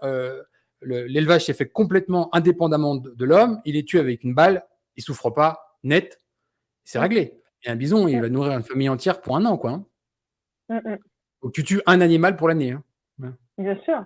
Et puis quand on parle de l'écologie et du fait que les bœufs soient responsables bref, de tout ce qui se passe d'un point de vue climat, j'ai dit, mais la quinoa transgénique et les avocats enfin, Non, mais en pour plus, moi, c'est du j'arrête non-sens. pas d'utiliser le mot parce que pour moi, le mot, c'est abrutissement. Et j'insulte pas les gens, hein, c'est abrutissement. À force de répéter une connerie 10 fois par jour, on abrutit quelqu'un. Et là, c'est ce qui se passe. Parce que si les gens allaient vraiment chercher les chiffres, ben, ils verraient qu'on leur ment. J'arrête pas de citer ces papiers, mais quand tu regardes les populations de bisons avant que les hommes blancs arrivent en Amérique du Nord, tu étais à peu près entre 35 et 39 millions de têtes de bisons, juste du bison. Et là, aujourd'hui, en bœuf, tu n'es qu'à 60 millions. Sauf qu'il n'y a plus de bisons. Ils ont quasiment tous été exterminés par les Blancs. Ça a été fait volontairement pour affamer les Indiens. Donc, c'est le bœuf qui a pris la place. Mais finalement, ça a changé quoi? Quand tu regardes la taille d'un bœuf comparé à la taille d'un bison, ça revient à la même chose. Et il n'y avait pas de réchauffement. Il ne te parlait pas de réchauffement climatique il y a 400 ans, quoi. Hein, faut arrêter à un moment donné. Mais c'est une vraie connerie parce que, comme les gens ne vont jamais chercher les chiffres, jamais chercher la science, on se fie à une propagande qui est balancée sur la télé 10 fois par jour, et puis ça leur suffit, et puis voilà. Ouais. C'est malheureux, mais c'est comme ça. Donc, le régime carnivore et le fait de consommer de la viande va être attaqué de toutes parts, ça c'est certain. Ah ouais, c'est sûr, mais tant pis. Je trouverai une solution, mais pour moi, il n'y a pas de retour en arrière. C'est impossible. J'enverrai du bison du Colorado dans des colis cachés. Trafic international de bisons. Ouais, j'irai vivre aux États-Unis puis je m'achèterai mes bisons. Je ne sais pas encore, mais non, mais de trouver. Moi, j'ai encore une fois mon mari militaire, on bouge beaucoup. J'ai pas les moyens d'avoir d'énormes congélos mais sinon, je serais complètement pour trouver l'éleveur déjà qui respecte ses bêtes, parce qu'on parle de maltraitance animale. Souvent, on te fait l'apologie que les animaux sont malheureux. Mais alors déjà, je trouve que c'est dans la nature humaine d'abord. On n'est pas les végétariens. Il y a un cycle. On est fait pour manger de la viande. Donc j'ai pas d'état d'âme avec ça. Après, personne ne te demande de torturer l'animal avant de le manger, quoi. Non, tout à fait. Moi, je me suis positionné là-dessus aussi. Ouais, donc c'est vrai que je ne serais pas contre à la base aller vers le maraîcher. Il faut le faire. L'agriculteur qui... demandeurs. Tu vois, aux États-Unis, par exemple, tu as vraiment c'est un peu le principe qu'il y a avec les AMAP en France, mais à un niveau supérieur, où on est vraiment copropriétaire d'animal. Donc, tu peux acheter une part avec un animal complet, un demi-animal, etc. Et les producteurs, ils ont vraiment un besoin super important d'avoir une planification de leur élevage. Et c'est pour ça qu'être sûr qu'ils vont avoir des clients qui vont leur prendre 10, 20, 30 kilos de viande tous les mois, pour eux, ça stabilise leur production. C'est beaucoup plus simple. Donc, il faut aller les voir parce qu'ils sont vraiment intéressés d'avoir des gens qui s'engagent dans la durée. C'est là que ça te permet de négocier les prix aussi. Hein. C'est ce que je disais il n'y a encore pas longtemps. Quand tu vois le prix d'un bœuf entier ici, ça vaut rien quoi, au kilo. Comparé au détail chez le boucher, ça n'a plus rien à voir. Et donc, s'engager sur des grandes quantités de façon répétée, par exemple tous les mois, des choses comme ça, l'éleveur aussi est demandeur parce que lui, ça lui stabilise sa production. Parce qu'il ne peut pas se permettre de payer une bête et d'avoir 300 kilos de viande qui vont attendre, tu vois. Alors que quand il sait d'avance que pratiquement tout l'animal est vendu, bah, ça permet de gérer. Quoi. C'est super important. Mon seul souci, moi, c'est le stockage. Mais c'est vrai que dès qu'on pourra être sédentaire au même endroit, c'est quelque chose que je veux faire. Quoi. Ouais, c'est sûr. Déjà comme ça aussi, parce que tu vois si l'animal est bien traité. Exactement. Simplement. Exactement. Je ne sais pas si tu as vu la vidéo de Pierre Inard sur le bœuf d'herbe, qui est un lanceur d'alerte en France, qui a été le pionnier sur l'élevage bio à la base avec ses parents, et après l'élevage à l'herbe uniquement qu'à l'herbe en France. C'est exactement sa démarche. Hein. Et en plus, lui, il expédie dans la France entière avec des colis réfrigérés, etc. Mais aller le contacter en disant « Je m'engage à prendre 25 kilos de viande par mois, par exemple », ça permet d'avoir des prix. Et lui, il a une visibilité sur ses abattages et tout ça. C'est super important de soutenir ces filières-là. Il y a moyen de faire... Ah oui. Ouais. Il y a moyen de faire éthique en carnivore. Tout à fait, exactement. Et durable, et séquestration de carbone par les prairies, et des animaux qui sont en bonne santé, qui sont pas mal traités, des éleveurs qui sont... J'ai toujours dit que moi, il n'y avait rien à cacher. À partir du moment où on essaie de cacher quelque chose, il y a un problème. Si on cache l'accès à un abattoir, si on cache l'accès à un éleveur, c'est parce qu'il y a des trucs à cacher. Si c'est à cacher, et qu'il y a un problème. Voilà. Donc, tout le monde doit être fier de son travail. Et moi, c'est vraiment quelque chose que je soutiens aussi. Ouais, tout à fait. Je te laisse le mot de la fin. Qu'est-ce que tu voudrais dire aux gens qui hésitent encore ou si au bout de 1h49, ils ne sont pas convaincus? Non, écoute, ce que moi j'écoutais, ce que j'entendais quand j'ai démarré, ayez confiance dans le processus. Allez-y, vous risquez rien. Au pire, qu'est-ce que vous risquez à essayer, à part juste être en meilleure santé et puis vraiment de vous redécouvrir comme vous vous êtes jamais connu avant. C'est une découverte de soi, mais sur tous les plans, alimentaire, mental, énergétique, on n'a qu'à y gagner. Donc c'est une trop belle aventure pour pas essayer. Bravo. Bon, je ne peux que rejoindre ton message. Essayez. Ouais. Merci beaucoup. Merci beaucoup. Et je te souhaite une longue vie en régime céto-carnivore. De même. Hein. Au revoir. À bientôt.